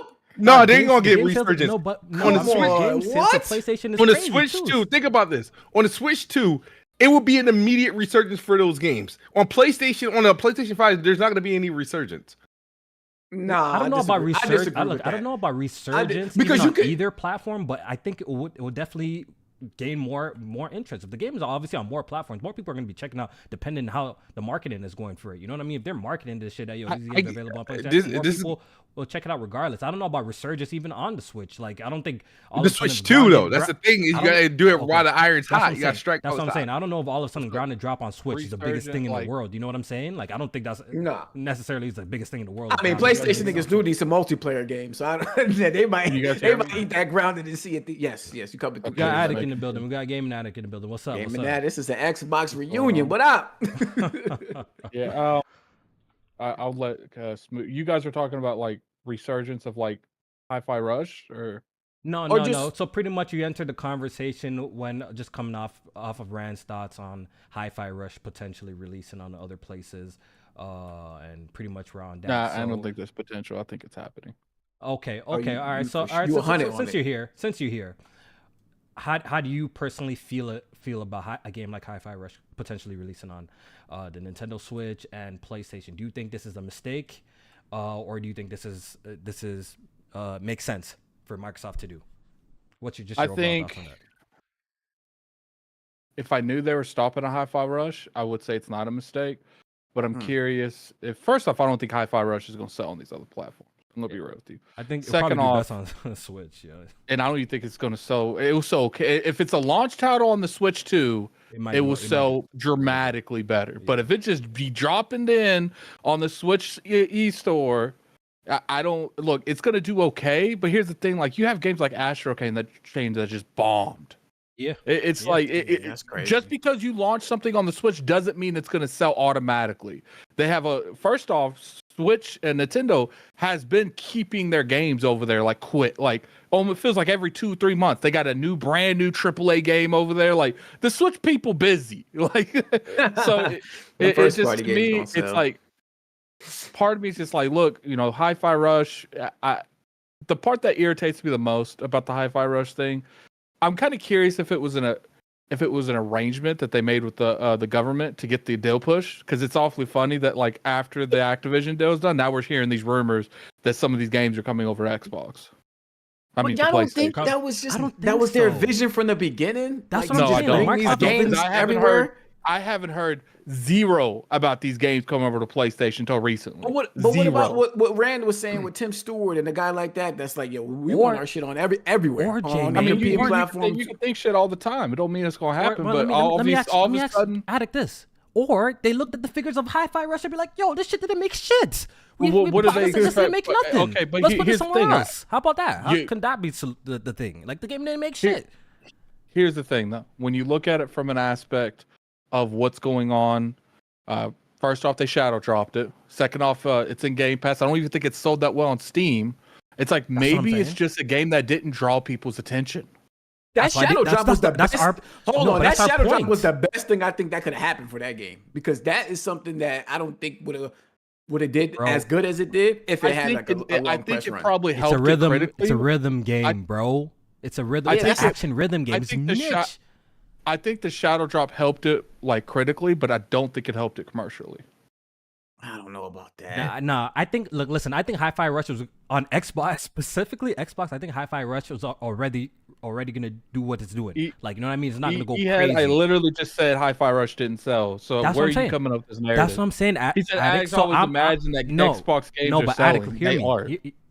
Hear me out. That's my point. Why can't they have just looked at the figures and be like, "Yo, this shit fucking flopped. It didn't bring in much Game Pass subscribers. It didn't sell much more units on Steam. Why not put this game on Switch and PlayStation to see if we can gain a little bit more of an audience to recoup?" What their expectation was. Like, how is it that these games going over is good for your ecosystem? Because they're bringing in more revenue to go towards maybe a Hi-Fi Rush 2 that might not have happened if they didn't get that extra revenue from bringing it to other platforms. Look, we've seen that happen plenty of times. All I'm saying is all this seems like very short-term ideology. All it seems like we want money now. You don't spend $70 billion and say you have long-term goals with these investments, with Bethesda, with Activision, and then just randomly turn around and say we need money right now. It's like that's not long-term investment. Addict, I'm so confused. What's your goal for Microsoft?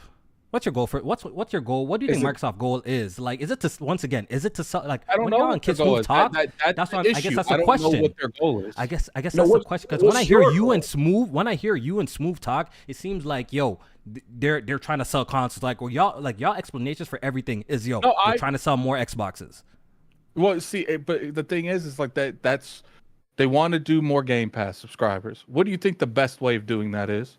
Selling a console, because 9 times out of 10, I agree. You're going to eventually get that person in your ecosystem. I agree. And the reason they haven't been selling consoles is because either they have lackluster titles that do okay, or they have something like Starfield that only really only really focuses on hardcore audience. They've never really had a pulse on the casual market since they lost the Call of Duty marketing rights. And it's just like, look, like at the end of the day, there's reasons why you're getting your ass stomped in console manufacturing. It has nothing to do with Hi-Fi Rush selling. The list of problems is long. Yeah, the list of problems is long. I'm looking at it from this standpoint. You put Hi-Fi Rush over there, Sea of Thieves, we don't know what's next.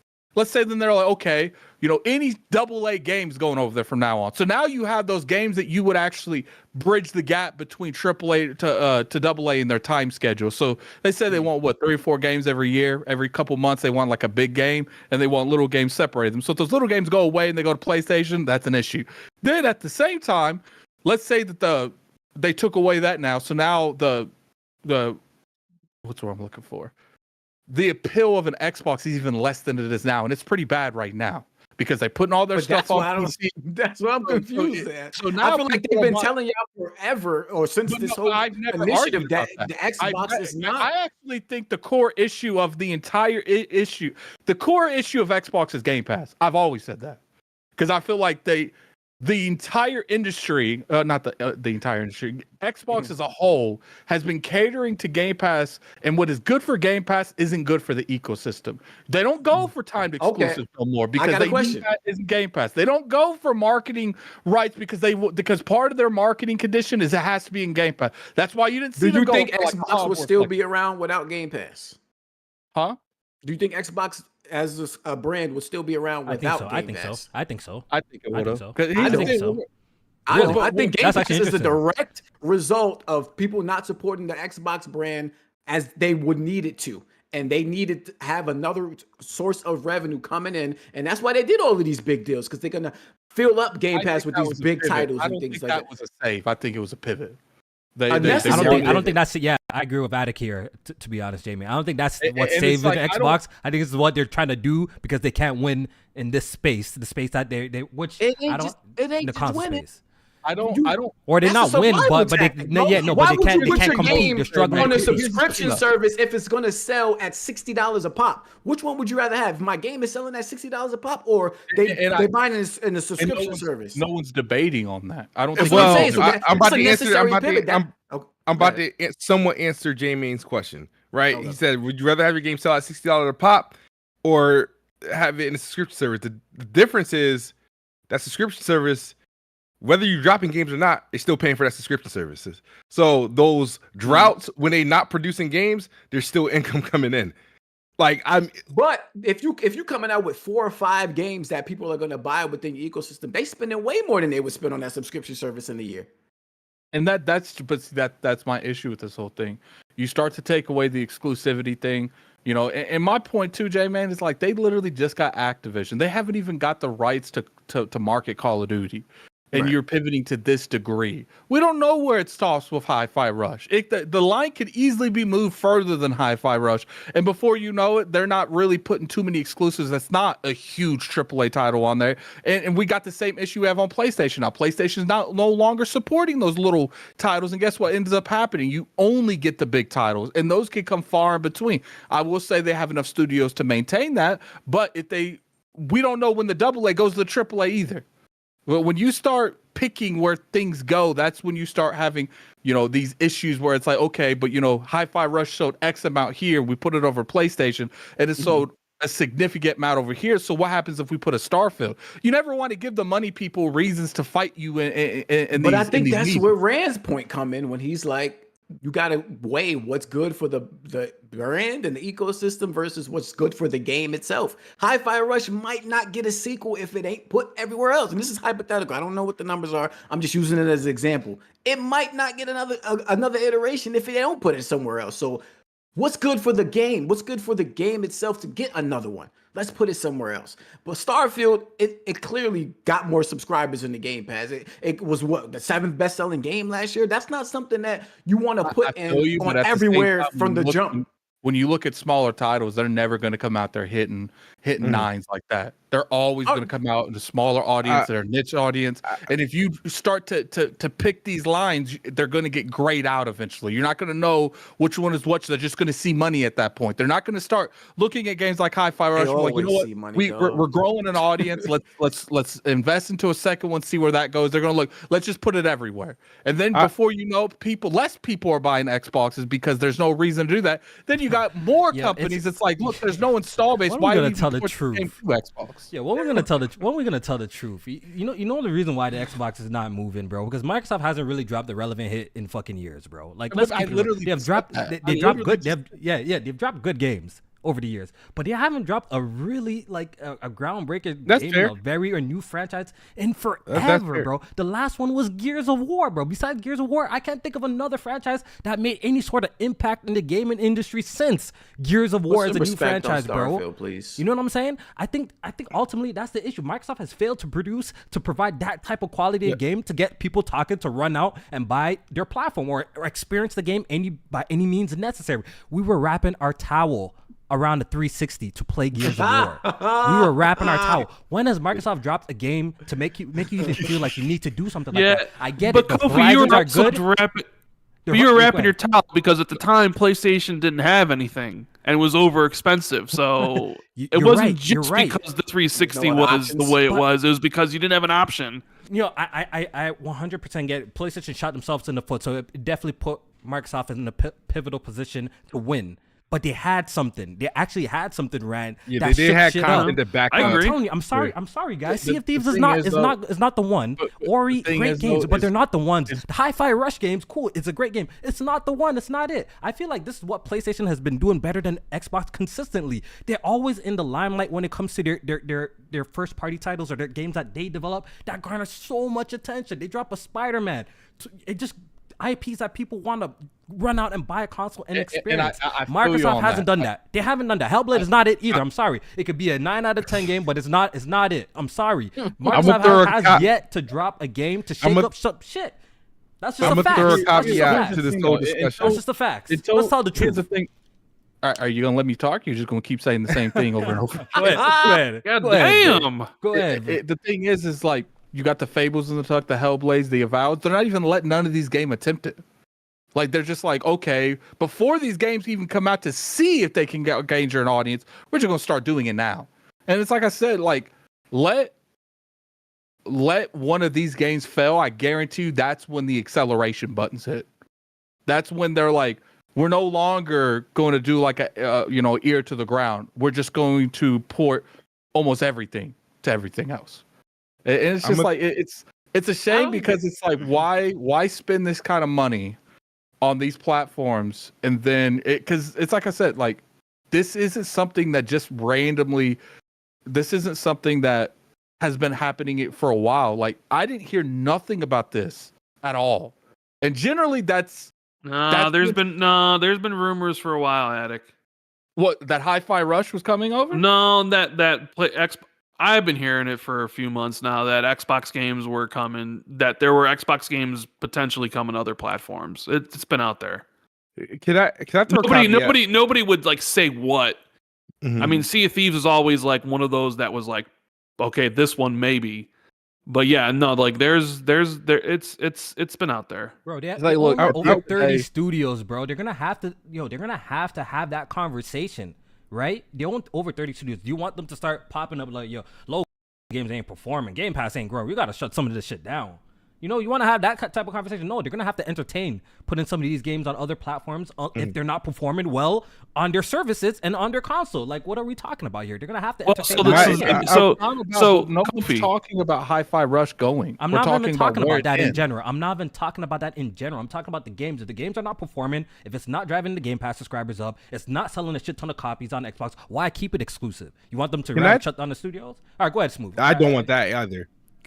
I do want to throw out this caveat. This was mentioned earlier, but we directed away from it. Now, there and Rand, you'll probably be the one to shut this down. You could probably shut this down, but this could be a situation where, because people forget, back when the whole CMA FTC thing, right, and we're making all those promises, they started initiating those deals early, those stream deals before they could even got approval. They was initiating, like literally doing an porting order games to an NVIDIA stream, opening the cloud service, because it was giving them proof, like, hey, proof of concept. Hey, we're executing our promises. And you know, in their court, they kept saying we're bring games to Nintendo. We got signed a 10-year deal with them.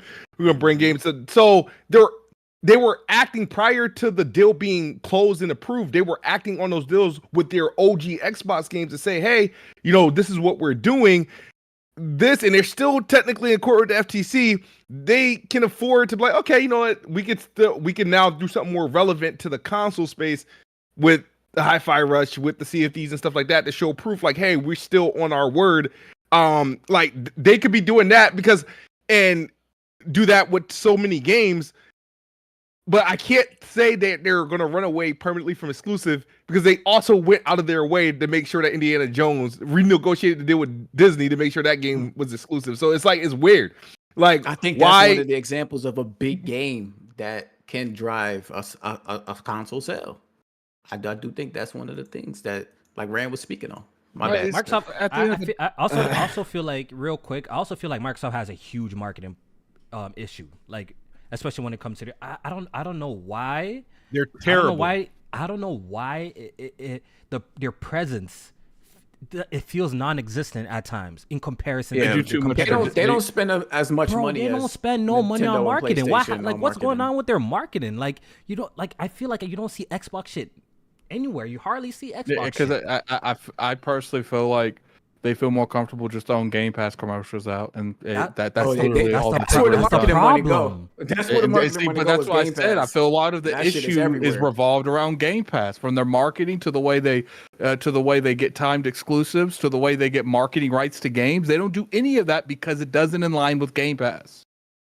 Or it'd be way too expensive for them to get, because for Xbox to get the marketing rights for a game, it might be cost them a lot more than PlayStation. I'm not even talking about even personally marketing rights. I'm even just talking about your own box and just placing it, or just running the ads and the commercials. I feel like I just see I always felt Xbox was actually good at marketing the brand and the console, but horrible at marketing the individual games.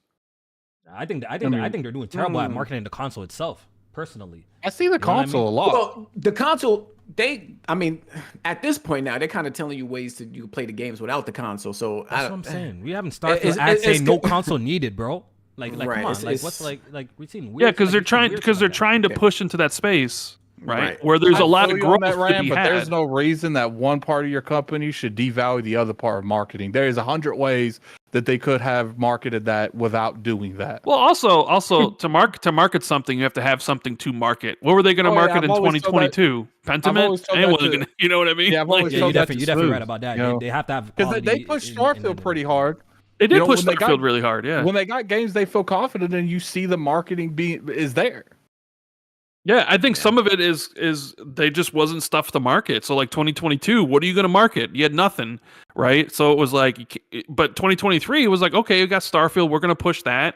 I'm sure they'll push Indiana Jones heavily. It's probably also in their contract to push it, as we've seen from some of the Sony Insomniac stuff, right? They'll push that hard. I think they'll you're already seeing they're pushing Hellblade hard. How many times at the Keeleys? 3 times? How many trailers? Like, it's part of their overall marketing for the brand. They'll probably push Hellblade really hard as well, even if it may not sell 20 million copies or whatever. I think it's going to appeal to like that crowd that wants that AAA cinematic over the shoulder game that does extremely well, right? Forza's always marketed extremely well. Halo's always marketed. It's like kind of the in between stuff that misses a little bit. I don't know. This whole conversation is just like it'd be more. I think it'd be more interesting to have after something's confirmed. Like once Hi-Fi Rush is confirmed or is not, it's a better conversation. Because here we're just talking about like speculation and like could be, not be, when nothing could happen. But once that first shoe drops, and then maybe they come out and they explain their reasoning for it, because they would probably have to. I highly doubt they will. I mean, I don't know. I would imagine. I feel like they should. I don't want to say something. No, I don't want to say something. I don't want to hear it. I don't want to hear it. Phil Spencer does interviews all the time. Someone's going to ask him. Platforms. That's not going to look bad. Well, I'm just saying. I need Phil Spencer to shut the hell up, bro. I'm gonna keep it 1,000. Phil Spencer does a lot of interviews. Someone's going to ask him, "Hey, Phil, why Hi-Fi Rush to PlayStation and Switch?" And then he'll probably say something, right? Why Sea of Thieves and whatever? He'll say, when we all play, everybody plays, we all win, or whatever. There you go. That's what I'm saying. They're just going to give you some PR stuff that's going around the conversation and not answering it directly. Sure, of course. Did y'all believe Phil? Like, what did this is kind of rehashing, but did y'all feel he was talking about PlayStation and Nintendo when he said, "When we all play, everybody wins"? No, I didn't. I don't. Like that exact quote wasn't about any of that. That exact quote was like about, I believe, someone who was disabled. But the initial quote, I think, was more to someone who was like, the accessibility stuff, and it just kind of became like a whole sort of thing. How about We Survive Together? Was that one legit?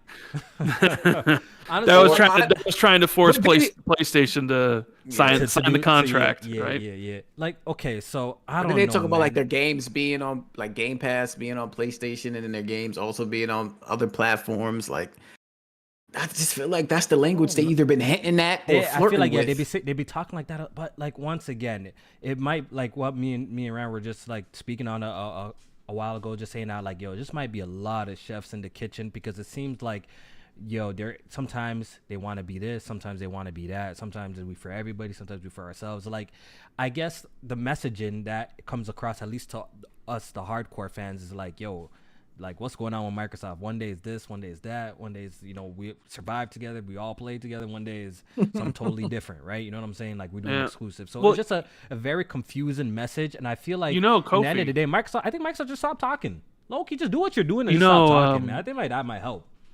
During the FTC trial, Satya Nadella said that if it were up to him, there would be no exclusives. Right. Yeah, he didn't understand it. Yeah, which is that's Microsoft. Yeah, that's Microsoft's. Like, they put everything everywhere. But the reason he says they have exclusive is because that's the industry they're in. The industry they're in has exclusives. Right. But if it was up to him, there wouldn't be any. Everything would be everywhere, right? Yeah. And I do think there's probably some talk internally of getting some ROI immediately on their Activision Blizzard deal. Like, right away. Like, maybe with the Bethesda stuff, it was more wait and see. But I think when you spend that much money on Activision Blizzard, I would bet there's people within the company that are like, no, you need to make ROI right away. Yeah. Like, this is like, I think that's really going to be like decide like Phil's future, because if you spend all that type of money and everything remains the same, like, let's say you spend that type of money, right? Because there's two scenarios I foresee. You spend that type of money, and it does help. Call of Duty marketing helps, right? They have the consoles out there. People actually start to buy the consoles because they have the COD marketing. It's in Game Pass. You see people switch. I do believe the next 3 years for Xbox releases are going to be the best you've ever seen. This year, next year, in 2026. They finally have their studios all lined up. Right. Like, you're going to see so many games. So, like, you're going to have it. So, like, with that in mind, with like the next 3 years being the best, and the COD marketing and all these sort of things and all the money coming in, maybe Xbox does start to grow. Maybe the console sales do pick up, right? Maybe Game Pass does start to grow more on console and then on PC, and you start to make more money and everything's great. But what if you do all that and it really doesn't go anywhere? The COD marketing doesn't do anything. COD on Game Pass doesn't do anything. You know, the games don't do anything. At that point, they may be like, you know what? We need like a change of leadership because there's just so much money tied up in all this stuff. We need someone with a different vision because your vision isn't working anymore, right? Yeah. It's one thing to be like, you're the head of this while we're at the lowest of the lows, 2014. Everybody's making fun of Xbox. Nobody thinks Xbox is going to survive, and you bring it back from the depths, right? You make these acquisitions. You make the Minecraft stuff. You're making money. But you finally hear, but now you're in the big leagues, right? Now you're spending $80 billion of Microsoft's money to compete and to do all these certain things. Now there's probably expectations, right? They promote you from head of Xbox to Microsoft CEO of gaming, right? Now it's like, okay, now like this isn't like child's play anymore. This is the big leagues. Like there's expectations. And if you don't hit those things, there'll be someone else. Like they may be like, Sarah, are you ready? What's your vision? Okay, you come in. You know what I'm saying? Like, I mean, personally, I would like scenario A to happen where it's like all this stuff is great, everything starts to grow, everything's great, the games are amazing, and the vision plays out. But you always got to be prepared for maybe what your vision and what you thought isn't what like Xbox thought like cloud gaming was going to be a thing. Look how much they've invested in cloud, and like they've admitted that like. Nobody uses it. You know what I mean? Like, that's the part that irritates me the most. It's just like you haven't even gotten probably one of the biggest trump cards that you can use to sell a console or sell a subscription service like Game Pass, which is Call of Duty. So it's like, I understand if like Avowed came out, underwhelming, didn't really capture anyone. Hellblade came out, underwhelming, didn't really capture anyone. Indiana Jones, it did okay, didn't capture anyone. Then I could see, and then Call of Duty didn't do a whole lot. Then I could see them starting to push more towards a third party thing. But it's like I said, like for a company that I didn't say crowd, that's probably like a little bit too harsh, but a company that like screamed from the top of the buildings, we're buying this for long term investment. This move doesn't feel long term. Like this feels very short term. We want money from Hi-Fi Rush right now, and it's just like I don't think Hi-Fi Rush is going to sell like that. I just don't. And then I saw when someone said Astral Chain, maybe flop was I shouldn't have used that word, but it as of 2022, it sold 1.3 million units. So do you think that game? Do you think that game sold a lot more between now and then? Probably not. 2 million tops. And it's just like, look, like, do you think? And to me, Hi-Fi Rush coming to the platform, coming to Switch and coming to PlayStation, max it does is 3, max, unless it's a Switch 2 launch title. Then I could see that million going to like 3 or 4, because even Octopath Traveler sold really well as a launch title for the Switch. So, but is that money worth the devaluing of the ecosystem that they did? I don't know. I don't know, man. It seems like Microsoft. Look, with what they have, ZeniMax, Bethesda, the studios they have, Activision, the IP that they have, I feel like they are in the position to win and do well even in the console space. But like what Rand is saying, I think maybe just. But he said it might just be a leadership thing, and maybe I don't know. And if Phil needs to get out of here, get Phil out of here. But I disagree with Rand saying Sarah Bond. If Phil is getting out of there, fire the whole team. Nah. Fire everybody. Fire Sarah Bond. Fire all of them. Matt Booty. Get them all out of here. That was just an example. That was just. Yeah, I'm not. Exactly. For me, when Phil Spencer's leaving, I need all of them. I need all of them to leave. I need all of them gone. To be honest, the thing is, though, I don't think that's a realistic expectation. I highly doubt it. They got to get rid of people that has ties to Windows outside of that gaming sector. They got to. And I think Tim Sport is the sword thumb. Get him out of here. I feel like if Phil steps down, he'll just be replaced by someone. I don't think they're going to just like clean house. And to be honest with you, but here's the thing: people like Sarah Bond, they went. They helped a lot with the Japanese, relationships. They helped get a lot of these games over here. She's one of the sole responsibility people that actually got Square Enix on. Like, to me, I see Sarah Bond I see results what she's doing. Hey man, I ain't gonna hold you, bro. You have Call of Duty now. If y'all can't sell an Xbox, fire everybody, bro. Everyone getting axed. If it was me, up to me, y'all. Y'all getting axed. Y'all getting axed. Y'all have Call of Duty. Maybe if COD was exclusive, but the problem, Rand, is that Microsoft put themselves in this weird ass position that they can't even like finesse like the system a little bit. Like, we're gonna make everything equal just to get the deal. Look how much they had to bend backwards just to get it approved. Oh yeah, I mean parity. It's gonna be the same. I'll be back. No, why you all end up making that promise? That sucks. They should have been like, ideally, the Xbox version of Call of Duty should have some Halo skins, Halo guns, exclusive because maps. They knew first, the regulators this first. They would have shot the regulators were going to shoot that down, though. Done, man. That's what it should have happened. The regulators would have shot that down, and then you wouldn't have done it. Yeah. Oh, I mean, look how hard the regulators pushed on cloud gaming. I fuck's sake. feel you, because you could tell that it wasn't in Microsoft's plan to really make all those kind of concessions. You could tell it wasn't their plan, but they're like, yo, we're just trying to close this shit. So you have this 10-year deal for you, 10-year deal for like, yo, bro. Everybody. At the end of the day, like, yo, y'all kind of water down this deal to the point that like, yo, now y'all have to kind of like, y'all can't even use y'all weight to move shit around to force, things your way. Because the Call of Duty community alone is huge. If you could somehow like just make the transition to make COD more appealing on Xbox, but you promise all this parity shit. You know what I mean? Wouldn't it be more appealing on Xbox? It would be free, wouldn't it? I don't think that's enough. I don't think that's enough. I mean, I'm it sorry may to tell you guys not be enough. I mean, it may not be. I see KidSmoove. Oh, you talking about the Game Pass? I think I seen that. Yeah. Yeah, are you talking about sweet? I think it's definitely gonna help, but it's. I don't think it's not enough, Jay, man, for people to really just be like, yo, fuck my PlayStation and on my library and just let's Xbox guys now. I don't think that's enough. Right. To be honest. You know what? I think people have no people problem spending the money actually to buy Call of Duty. I think buy the deluxe edition for over $100. I think people will be fine just staying where they're at. There's a difference between someone like you, Kofi, who may have an extensive library of PlayStation games, or like, this isn't going to do nothing for me. But there's definitely people out there who only play Call of Duty who may be like, get an Xbox or whatever. Like, they're not probably too tied to their libraries. I think it's going to take more than just. I think it's low key. I think it's going to take a little bit more than the price. That's what I'm saying. I feel like the COD community would jump at something if they had something first. Xbox gets this first. Oh, we're going over there. I think that's the main factor. Map pack something, something like that. Something like that. Map pack definitely was a big deal back. That's what I'm trying to say. I remember them days. People wanted play Call of Duty on Xbox for that shit. We got this shit like a couple of months early. We get this shit like a whole month early.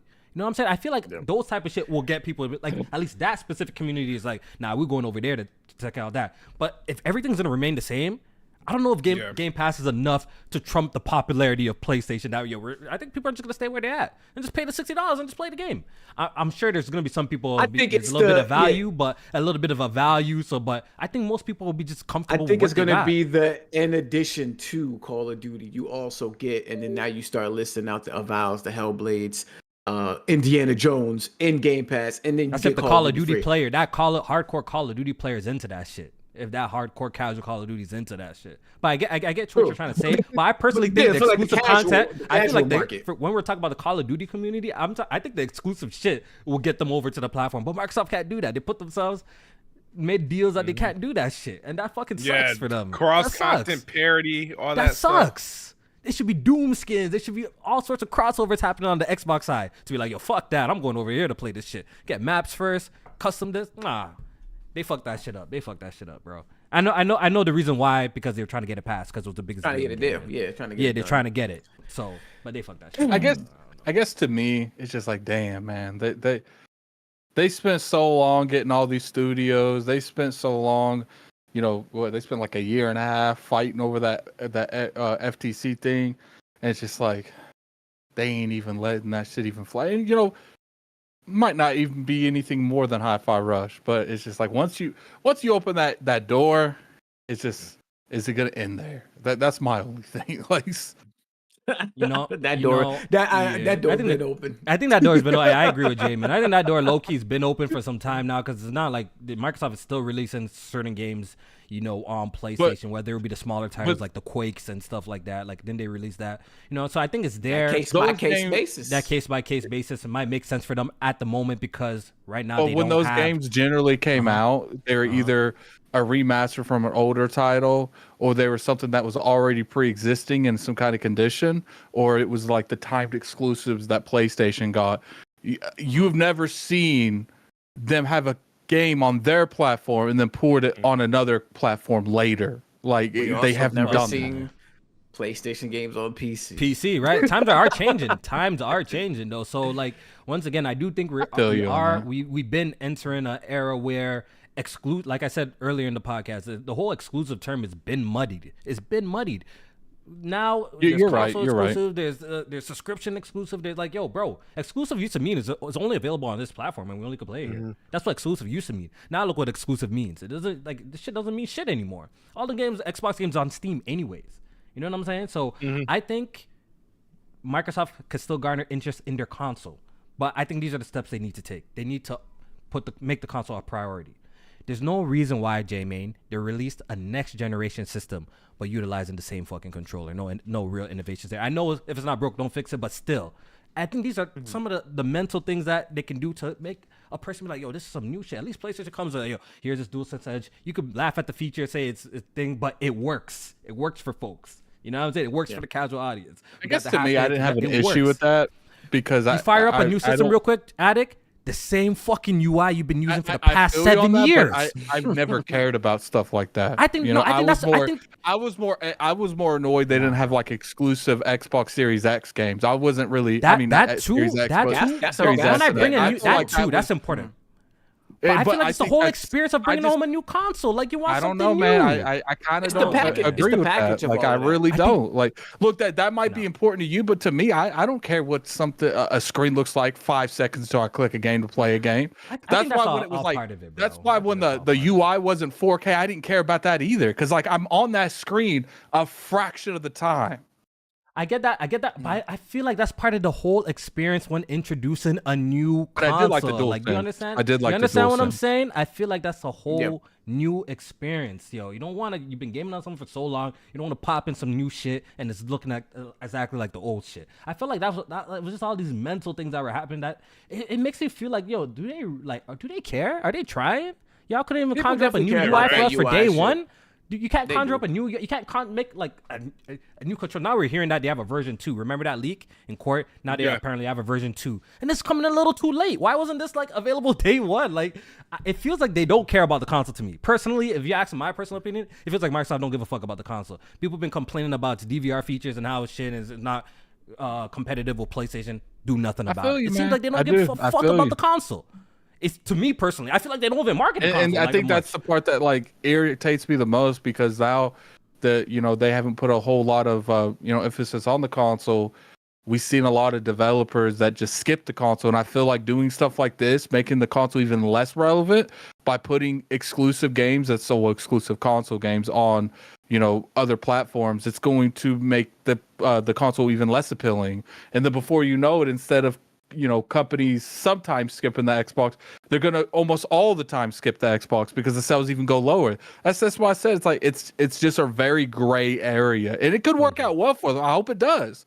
It's just like, in my opinion, and people say, well, what do you know about a brand like that, Addict? Like, do you own $1 trillion company? It's like, yeah, but that same $1 trillion company fucked up Mixer, and they sold that shit off to Facebook or the back end of that. I don't know exactly what they did. They messed up Zoom, Windows Phone. Was it Zoom? What was the little Zoom, whatever it was? It's just like, look, just because they're $1 trillion company does not know they 100% know what they're doing. Like, yeah, I mean, Nintendo screwed up the Wii U and PlayStation screwed up the PS3. Exactly. It doesn't mean that you're really tapped in with what people want. A lot of these people are really out of the loop. Are not really tapped in. Sometimes it feels like even Microsoft is not really tapped in with what folks really be wanting, even while it's communicating that they're doing. They don't really. I don't know. But honestly, once again, I do agree, and I've been saying this too. I think Addict said this too. I think the best way, if Microsoft's goal is to sell Game Pass, and I think that's kind of clear. They made it sure we know that. I think they should care about making the console kind of hot, promoting it, giving the player new user experiences, doing cool shit with the console, and not just leaving it there just to exist. Oh, we just had the console there. You could choose to play there or not, but But I think they should focus on making the console experience unique, fresh, introduce new ideas in that space and promote the fuck out of it. What People, I will, and to tie that with the amazing games, then hopefully people will come over there, and now when you have more of a console base, you can push also Game Pass, and you have a more pool to sell Game Pass. What I will say is whether or not Microsoft and Xbox go third party, I do think heavily relies on this year. There's so many variables, and if those variables, if not all of them, most of them aren't met, I do think we're going to be seeing a lot more of the bigger games go over. Like it just depends on, because right now it's like Rand said, I would say they're finally at the top of those planning phases that they've been doing since 2018, and now you're starting to see the direct next week that has a lot of these games potentially coming out this year. Like I do think they're finally in that, we've been grinding, now we can finally get these games out. Like if these games don't push a needle, and I mean all of them together as a whole, as a 2024, that's when I think they're going to go back to the drawing table and say we got to push everything out. Like maybe not everything, but slowly and surely they're going to push more and more stuff out. And that needle being like console sales, Game Pass subscriptions. Yeah. Like And it's not so more so of the games being good, because I have no doubt with the studios that Microsoft have, they could create good games.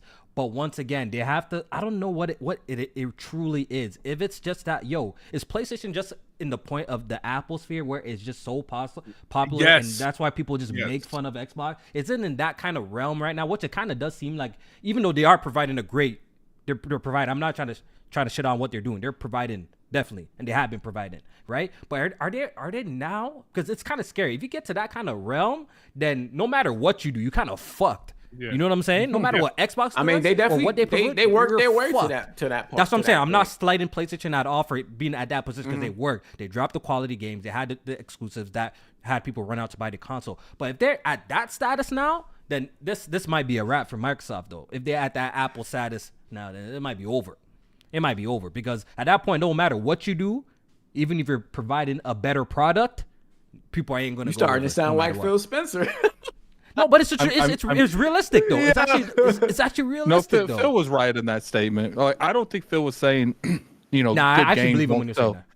Yeah, I don't think certain part of that. Yeah, I don't think he was saying good games won't sell the platform. I think he was saying, as an ecosystem, as a console, we got to do more than just deliver one good game. We got to show consistency, of course, and we got to show relevancy. And I think that's what you mean. But I do feel like sometimes, he doesn't necessarily think it's certain statements he says, and people, because the thing is, you say a statement like that from the leader, everyone could take that different ways, and I feel like he should have been a little bit. Because if you notice, if you listen to that when he said that, because I'm pretty sure that was done on Kind of Funny. If you listen, Paris was trying to double down to get what he meant, but Mike wouldn't let. Mike just moved on to the show because they only had him for a certain amount of time. I wish Paris would have been able to ask him, because we could have got more clarification on that statement. Yeah. Once again. Yeah, I see. At the end of the day, in the chat, like the Apple Android conversation, right? Android could come. Shit, bro, you could have the specs out the wazoo. They already got me. I'm trapped. Yeah, I'm trapped. I love my iPhone, and I don't think I'll ever buy Android, no matter how many pixels the Android has. And you don't want to get Xbox and PlayStation in that kind of space. So Microsoft has to do something soon, right? To hopefully PlayStation not that realm. That now it's just the default console of choice. Yeah, you know what I'm saying? Games. And it doesn't matter. Yeah, it got to be the games, and it got to be the user experience. They got to promote the console and actually bring dope features, innovative features to the console, and market the fuck out. Well, what if that's tied into launching the next gen in 2026 and having more of an innovative console? Oh, I really hope so, Rand. Rather than just like I really hope so. An extension of it, right? I really hope so, Rand. New UI, new controllers, new features, you'd have all the studios kind of already ready to go. You could launch a new console with a lot of new experiences, a lot of game, because they launched the Series X with not really much, just like Gears Tactics. I think that's the 2026 rumor. That's why I do feel like they might push that. I don't know if that's real or not, but it's just like, if you think about it, one of the biggest ways that they can get more attention on something is having a brand new product on the market. And if they got the games, because people say, well, that's too soon. It's like if they got the games, no one's going to care. But nobody cares when Nintendo drops a new console, right? Nobody's going to care that Switch 2 is this year. I mean, they're doing their own thing. It's been out for a minute at this point. Well, no, Yeah, I'm saying Switch 1 came out. Yeah, but Switch 1 came out in 2017, and the PS3 and PS4 came out in 2013, right? Mm-hmm.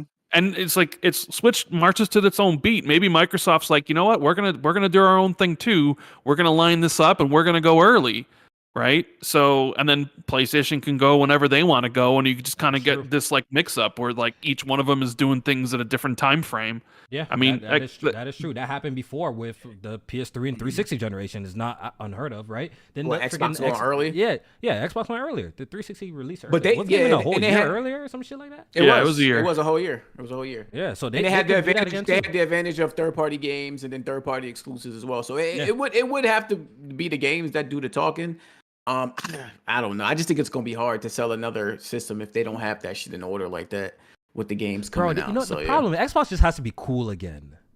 There's once upon a time Xbox was just fucking cool. You know what I'm saying? In order, they gotta be cool again, bro. They gotta be cool again. I think they lost their cool too, bro. One of the best ways that you get cool these days, I don't feel like they're doing it. They're doing more traditional marketing when they do market. It's like when I'm like scrolling through TikTok or Shorts, I never see Xbox on anything. When it's not cool, man, anymore, companies reach out, when companies reach out to us, and I look at like the stuff they send, it's always PlayStation on it. It's never Xbox. So it's just interesting, man. I think that's the part that at the end of the day, these people, especially Smooth, you still here? He stepped out. I was about to say, especially that man saying he would quit gaming if PlayStation was on his place. Jack said something similar when Horizon dropped on PC. Look where he at right now. He's still playing on that PlayStation. Shout out to my boy Jack. Shout out to my boy Jack. No, not Jack is he's coping. That's his way of staying in, but he talking shit every chance he get. He talking shit every chance he get. He gonna shit on PlayStation. He gonna stick around, but he gonna shit on him every chance he get. Yeah, he stuck around. He definitely stuck around. That boy ain't going nowhere. Shout out to Jack. He ain't going nowhere. This guy said he was gonna quit gaming the Horizon Touch PC. This guy stick around. He's still here, bro. With his PS5 and playing that shit. He even got himself a PlayStation Portal 2 on top. Yeah. Shout out to you, my boy. They was on his head top of that Portal. KidSmoove is the same thing. KidSmoove. In the end of the day, Microsoft ends up going like third party in the near future, in the future. I don't think he would. What would be define third party for me? I want to. What is your definition of third party? Officially third party is the Sega route. Just they don't produce consoles anymore. But I actually don't want that console and then put their games on. Yeah, just on everything they can. So be everything on everything. Yeah, everything they can. PlayStation, Switch. I don't see that. The only way I can see them doing that is if the money that outputs every year to keep the Xbox sustainable, to go out and get all these third party or these marketing deals, if they weren't seeing a good return every year. But you start having domino effects. You could get to that degree if you put less and less emphasis behind where you should play. It's like it's hard to be the hottest platform on the market or even close to it when you're giving games that people even like a little bit. And I think that's the part that annoyed me the most about Hi-Fi Rush. Is it a game that's gonna push? No, it's not. But I do think it was one of that first yo, this is actually fun, and it's just man, they just let that go. But then you could make the argument that because nobody's playing it anymore and it's done what it could do, then why not bring it to the other platform? I feel you, but that's the same. It's it's not the same because PlayStation's a lot more successful and they can take that hit a little bit more. It's like Returnal didn't sell well. Do you think PlayStation would ever do that? I mean, put it on Xbox. Put it on Xbox specifically? Oh no, not Xbox. No. You know why? Because PlayStation is still kind of killing it. They're still killing it. Yeah, they're still killing it. Oh, that's what I'm saying. I think that's why they're using PC. They're using PC to get those extra sales. That's why they use. And that's what irritates me the most. The company that can't really take risks like that. They're the ones that's just taking the hit instead of doing it. But the company that can take hits, they're like, you know what? We took a hit long enough. Let's put this shit on PlayStation. 70 billion. Yeah, man. Yeah, man. Honestly, it's definitely an interesting conversation. Once again, we're talking off rumors and speculation. We don't know if Hi-Fi Rush or Sea of Thieves or they're saying more Xbox games will come to make competing platforms. Ultimately, if it's a case by case basis, like a Hi-Fi Rush, I really don't think that really it might hurt the fanboys' feelings in the end of the day on Twitter, but I don't think that really shakes up anything for the common player, the common console owner. I don't think that even comes across their radar. For us, we're knee deep into the shit, so we paying attention. We're looking at that shit. I think until Hi-Fi Rush didn't even come across their radar. I don't think. Yeah, that's what I'm trying to say. That's what I'm trying to say. But maybe like a Gears or a Halo drop, then that might cross over. That might cross over to the casual side of oh shit, what the fuck, a Halo? What the fuck, Halo's on a PlayStation? That might actually do something on that side. But a Hi-Fi Rush, a Sea of Thieves, I don't think that makes enough noise to affect any sort of change in terms of swaying people away from buying an Xbox who are potentially going to. I don't think so. Not those IPs. No, I don't think so. Right. Yeah. All right. So we have some super chats. That was a good conversation. I ain't gonna hold you. We have some super chats to read before we get the hell up out of here. Blade X says, Hi-Fi, got it on my PlayStation and my Xbox. Oh, he's making a joke. High five. High five. No, that's the KidSmoove song? Wow.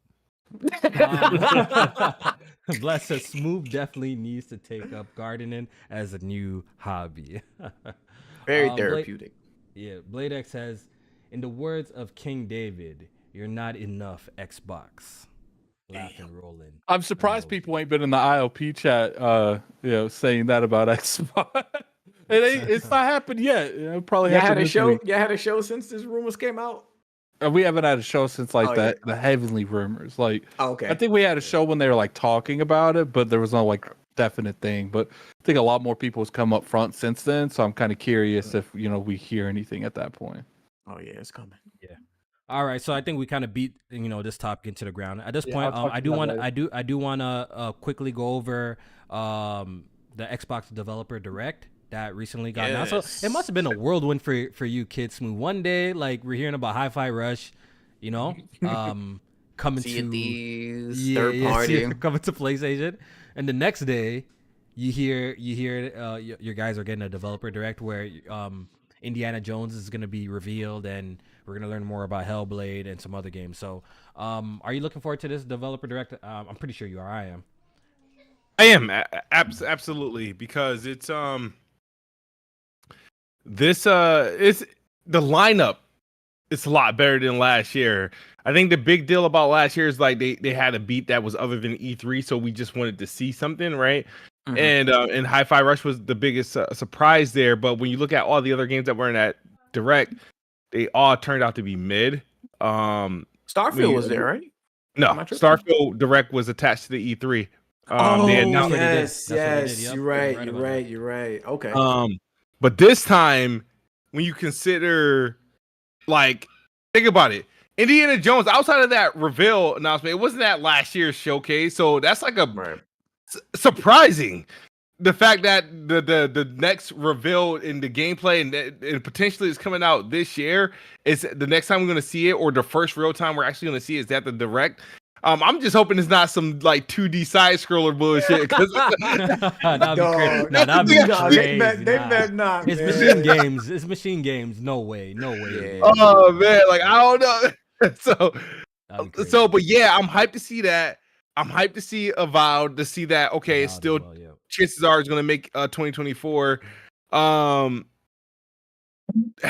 I feel like the way that they talked about it, what they're going to show is more of what we've seen. So I'm hoping we get tangible gameplay and a release date, right? The only thing I don't care about is the Era one. And then I want to know, are they going to pull a repeat? Are they going to shadow drop something? Because remember when they did the Hi-Fi Rush, right? They announced the 4 studios that they'd be covering. Tango wasn't one of them, and they kind of just that secret game, studio that they just dropped one, So do they repeat that? That's more so. But I'm really excited for the whole Indiana Jones, and if we know Towerborn is coming out. They got that, that Pokemon sort of shooter game that's coming out, and they got Stalker 2 that's coming out. But it's from a first party standpoint. If Hellblade, Indiana Jones, I'm assuming Indiana Jones knocking like I expected to knock to be like their version of like Uncharted and Tomb Raider. Yeah, please. If it's that. I hope so. And if that's your pillars, you got your RPG, because we ain't getting Elder Scrolls 16 time soon, and that's like a little appetite version of Elder Scrolls. And Indiana Jones and Hellblade, shit. 2024 for Xbox, that's pretty damn good. That's pretty damn good, assuming they supposed to do what they supposed to do. Like as long as these games are what I expect them to be. You know what I mean? So I'm hyped. I'm looking forward to it. I'm really looking forward to it. Okay. Sure. Yo, Rand, you hear anything? People are saying Indiana Jones, man. It might be a 2024 release. Might be. Yeah, it is 2024. That's good. Yeah. Man. I like As far that as- type of shit. I like that. As far type as of shit. I know, I mean, I don't look, I hear things, but I don't know, for sure. But I heard like all 4 games that are mentioned are going to get release dates. What? So that's awesome, that's then. just a rumor I heard. I don't know if that's true, right? I mean, I expected for Hellblade, Indiana Jones would be. I mean, Hellblade and Avowed had 2024 on it last year. Right. I'm really interested in seeing Indiana Jones because we only saw that one little short 10-second teaser trailer. Yeah, we don't know haven't what it looks seen like. anything since. We did get a little bit of info from Todd Howard when he was on the Lex Friedman podcast where he talked about it, and he did say it's like a mashup. He did say, if I'm remembering correctly, there are times when you're in third person and are times when you're in first person. So I sort of wonder how maybe it's like exploration, puzzle solving, you're in third person, and like maybe combat, hand to hand, guns, you're in first. Oh, that I would want it the other way around. Oh, Maybe I would want it the other way around. Yeah, I'm just speculating. Right. And then Smoove's right. Like they got 4 games. Is there a 5th? I mean, there's talk of like Double Fine's Kiln, which is a game they put on hold to finish Psychonauts 2, which is supposed to be like a multiplayer game. Maybe that shadow drops. But do you want to do 2 shadow drops in a row? Because that means anytime you do a developer direct, people are going to be expecting a shadow drop, right? Yeah. So I think there will be a 5th one. I've heard rumors that Contraband's this year. Forgot about that game. Holy shit. That Contraband first party game, or is it just like one of the like? No, that's one of their publishing deals with Avalanche. Okay. Avalanche. There you So go. Avalanche, I've heard that game could be this year, and it's turning out well. That could be like a surprise, like, hey, here's Contraband, blah blah blah. I've also heard South of Midnight is this year too. Wait, I want to see more of that. If they get all those games out, bro, man. Well, I don't know. See, but here's the thing. I don't know if they will. I'm saying like it looks like it might be on track, and we things could obviously go wrong in development, whatever. But then you also think about it, like the Gears collection is heavily rumored to come out at some point. Oblivion remaster, they got Oblivion remake. Yeah, bro, they have to have games, bro. Look how much studios they have. It's 3 years. I know maybe people don't want it, but 3 years since Forza Horizon 5 is a time for Forza Horizon 6 this year, right? It would be 3. It is. Would Playground working on Fable too? Well, they have 2 studios. They got 2 studios. They got one working on Fable, one working on Forza. You used to have Forza Horizon 6. Not to mention, Xbox probably also has the biggest game of the year. Call of Duty Black Ops Gulf War coming in November, right? For sure. So there's a lot of things they could do. It's just for me, I'm be seeing what is the release schedule, right? Yeah. Now, if you look at like Wolfenstein 2, Wolfenstein 2 was first showed off in June of 2017 and literally launched 4 months later. Literally launched 4 months later. Could we see a scenario where Indiana Jones, they announce it, and then we're playing it in May, like for a May release. You know what I mean? They have done it before. They have done it before, and honestly, that would be like the ideal release schedule for me. Like J-Main, this is what we have talked about this on this podcast before, right? Like I feel like that's ideal. The way that they rolled out that game, I wish most games could get reviewed like that. You do a little teaser, that would be perfect. You come back with a gameplay, and the release date is released in the same year. That's like perfect. You went away, you came back, this shit coming out. That's fire. Bro. I hope it's the case. I see Hard 8 in the chat saying, if it's not the same quality as Uncharted 4 or rival it or surpass it, it's trash. Well, I'm hoping. Well, I Machine don't think Games, it's gonna be that. They ain't Machine Games, their graphics are good though. but Their graphics are good. but that would be They're a not big Naughty Dog good task. though. They're not Naughty That's Dog a big good, but task. That's they're a big good. task, especially because they used to like the first person style of game. That's a big task to switch to, like, you know, being a third person mainly. I know you're saying they might have like combinations of first person aspects too, but I would hope so. I tweeted it earlier. I want to see them Uncharted style set pieces. All the games that were inspired by Indiana Jones, I need Indiana Jones to be inspired by them. That's exactly what I need to see. Honestly, and I feel like this is like a genre that it seemed like Microsoft has kind of lacked over the years. You know what I'm saying? Like, this is like the typical PlayStation. In my imagination, it seems like it's gonna be like the typical PlayStation template style of game. You know, action adventure. You know, beautiful graphic set pieces and stuff like that. So, and I know the Indiana Jones. The Indiana Jones IP isn't as big as it once was. Yeah, I don't really. Yeah, but I mean, that's still like kind of like that's still a big game, right? It's from a pedigree developer, where it's like, oh, I know Indiana Jones. Oh, there's an Indiana Jones game. Oh, I can play it on Game Pass. At least it has brand recognition and name value, where some other stuff really doesn't, right? So, you know, Hellblade, I hope is the beginning of the year. You know, I mean, maybe it's the end of the year. Avowed, I feel Avowed is end of the year, probably like August, September time frame.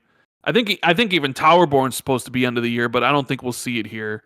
So yeah, Xbox out properly. I mean, but that's the thing. Xbox probably got like 7-8 games from first party this year, right? 6, 7, 8. And they probably have 6, 7, 8 next year, and then probably 6, 7, 8 in 2026. And that's what happens when you have 30 studios or 34 studios, right? There's even a rumor that there's a Spyro 4 coming. I don't know if you saw the Spyro account tweeted something and it was like, believe, right? There's Spyro 4. Like, so Xbox is set up with the games. It's just a matter of execution at this point, finding the right times to release them, marketing them properly, getting people excited about playing them. Right, and I think the Direct will probably do. I'm actually a fan of this format. I hope they do it every single year. I love it. It just gives you like, hey, this is 2024 at least for right now, and then we'll do some more stuff in the summer and blah blah blah blah blah. I think it's good. I think Xbox is finally at the point that we thought they would be there after this. I think it's taken a little bit longer because of COVID. I think COVID screwed up everything, honestly. Like plans for everybody. So like, I think I remember. I was on a podcast in 2018 and they were asking me like, when do you expect to see the fruits of all this stuff? And I was like 2022, 2023, because it's like 4 years, 5 years to make games. It just kind of came a little bit later because everybody was sort of delayed by what happened with the pandemic. But I think Xbox is finally at that promise point where it was like, okay, we acquired all the stuff. We're at this point here. Now the games are essentially not going to stop, right? But they screwed themselves because they had that awful 2022 where if you look at the sales of the consoles, Xbox was neck and neck with PlayStation until 2022, until basically Xbox had nothing. And then Xbox never recovered, ever. They didn't recover. So it's like maybe another generation could help it if they actually come out with an innovative box instead of just an extension of what the Xbox One X, right? Where they do something totally different. Or whatever, and then they have the games to back it up, and it's at a really appealing price point with the Call of Duty marketing and things like that. Maybe fortunes change. I know Microsoft's going to be making a shit ton of money. Not that it really matters to me that much. I mean, their revenue is going to be on par with PlayStation, and PlayStation has their own problems, as we've seen from the Insomniac stuff. So I mean, like, you know, so we need to see that first party, man. Real talk. Honestly, look. I've said it before. With all the shit that they have, if they can't move consoles, then it's a bigger issue that we have to like really dissect and come and look. Because J-Main, they got way too much in terms of like just studios. The games got to hit like, though. They got to hit. I understand the games definitely have to be good, but like, god damn, how you have all 30 studios and all of them be bad? They all can't be bad in mid. Something has to be good. Something has to be good, J-Main, or like something has to be exceptional. You know what I'm saying? So all of them can't be bad, bro. All of them can't. We're gonna see. Like ID Software is like a great studio. I love the Doom Eternal. Like Doom games is fire, bro. Like they gotta be cooking something good. Like come on, bro. Like at this point, Microsoft has to utilize these games that they have now to bolster up their console sales somehow. Like once again, they just like I've been saying, they gotta find out to make their console cool again, and they gotta market that shit properly and show us that she's dope to play on Xbox. But that's my opinions on that.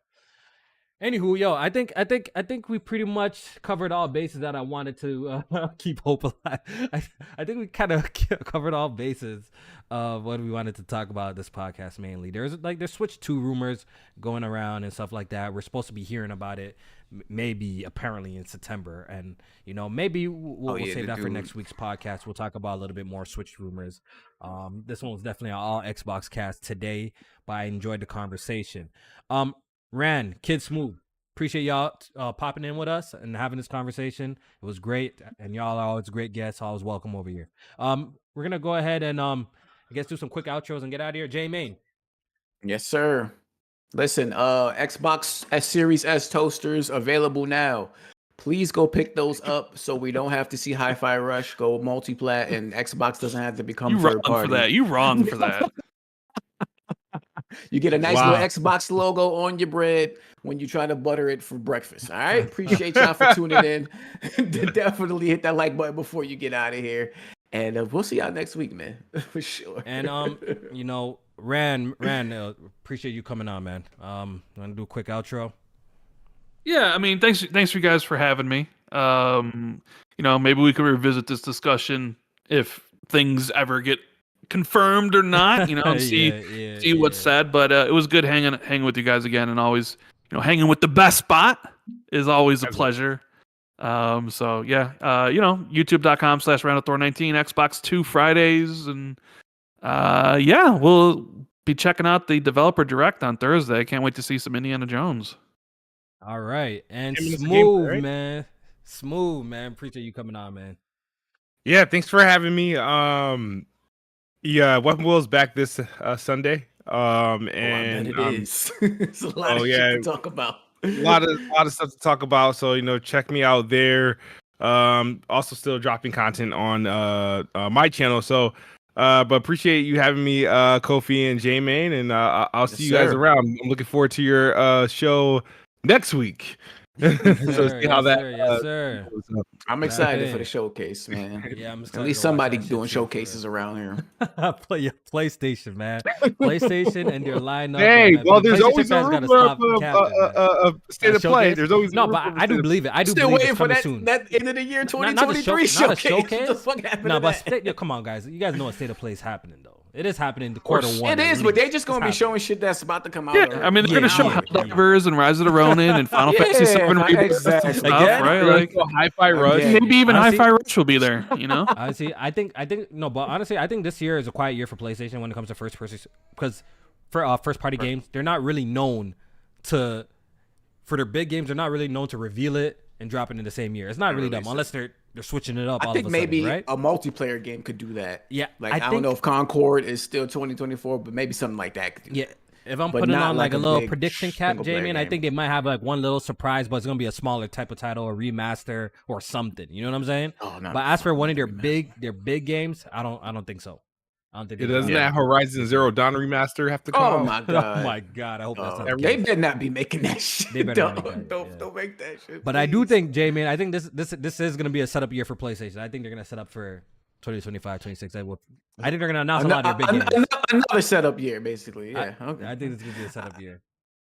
But we're gonna see. We're gonna see. But we're gonna get out of here, man. I hope everybody enjoyed the podcast. Once again, if you did enjoy it, hit the like button. Timestamps will be up a little bit later. Shout out to Unforgiven. The podcast is available on all DSPs, so you could check it out there if you missed any point of it. So with that being said, once again, Happy New Year. And it was a great pod, and we'll see you guys next week. Peace. Patreon boys, we coming to you live Sunday. Yes, sir. We got y'all. Finally, it's happening. Peace. A lot of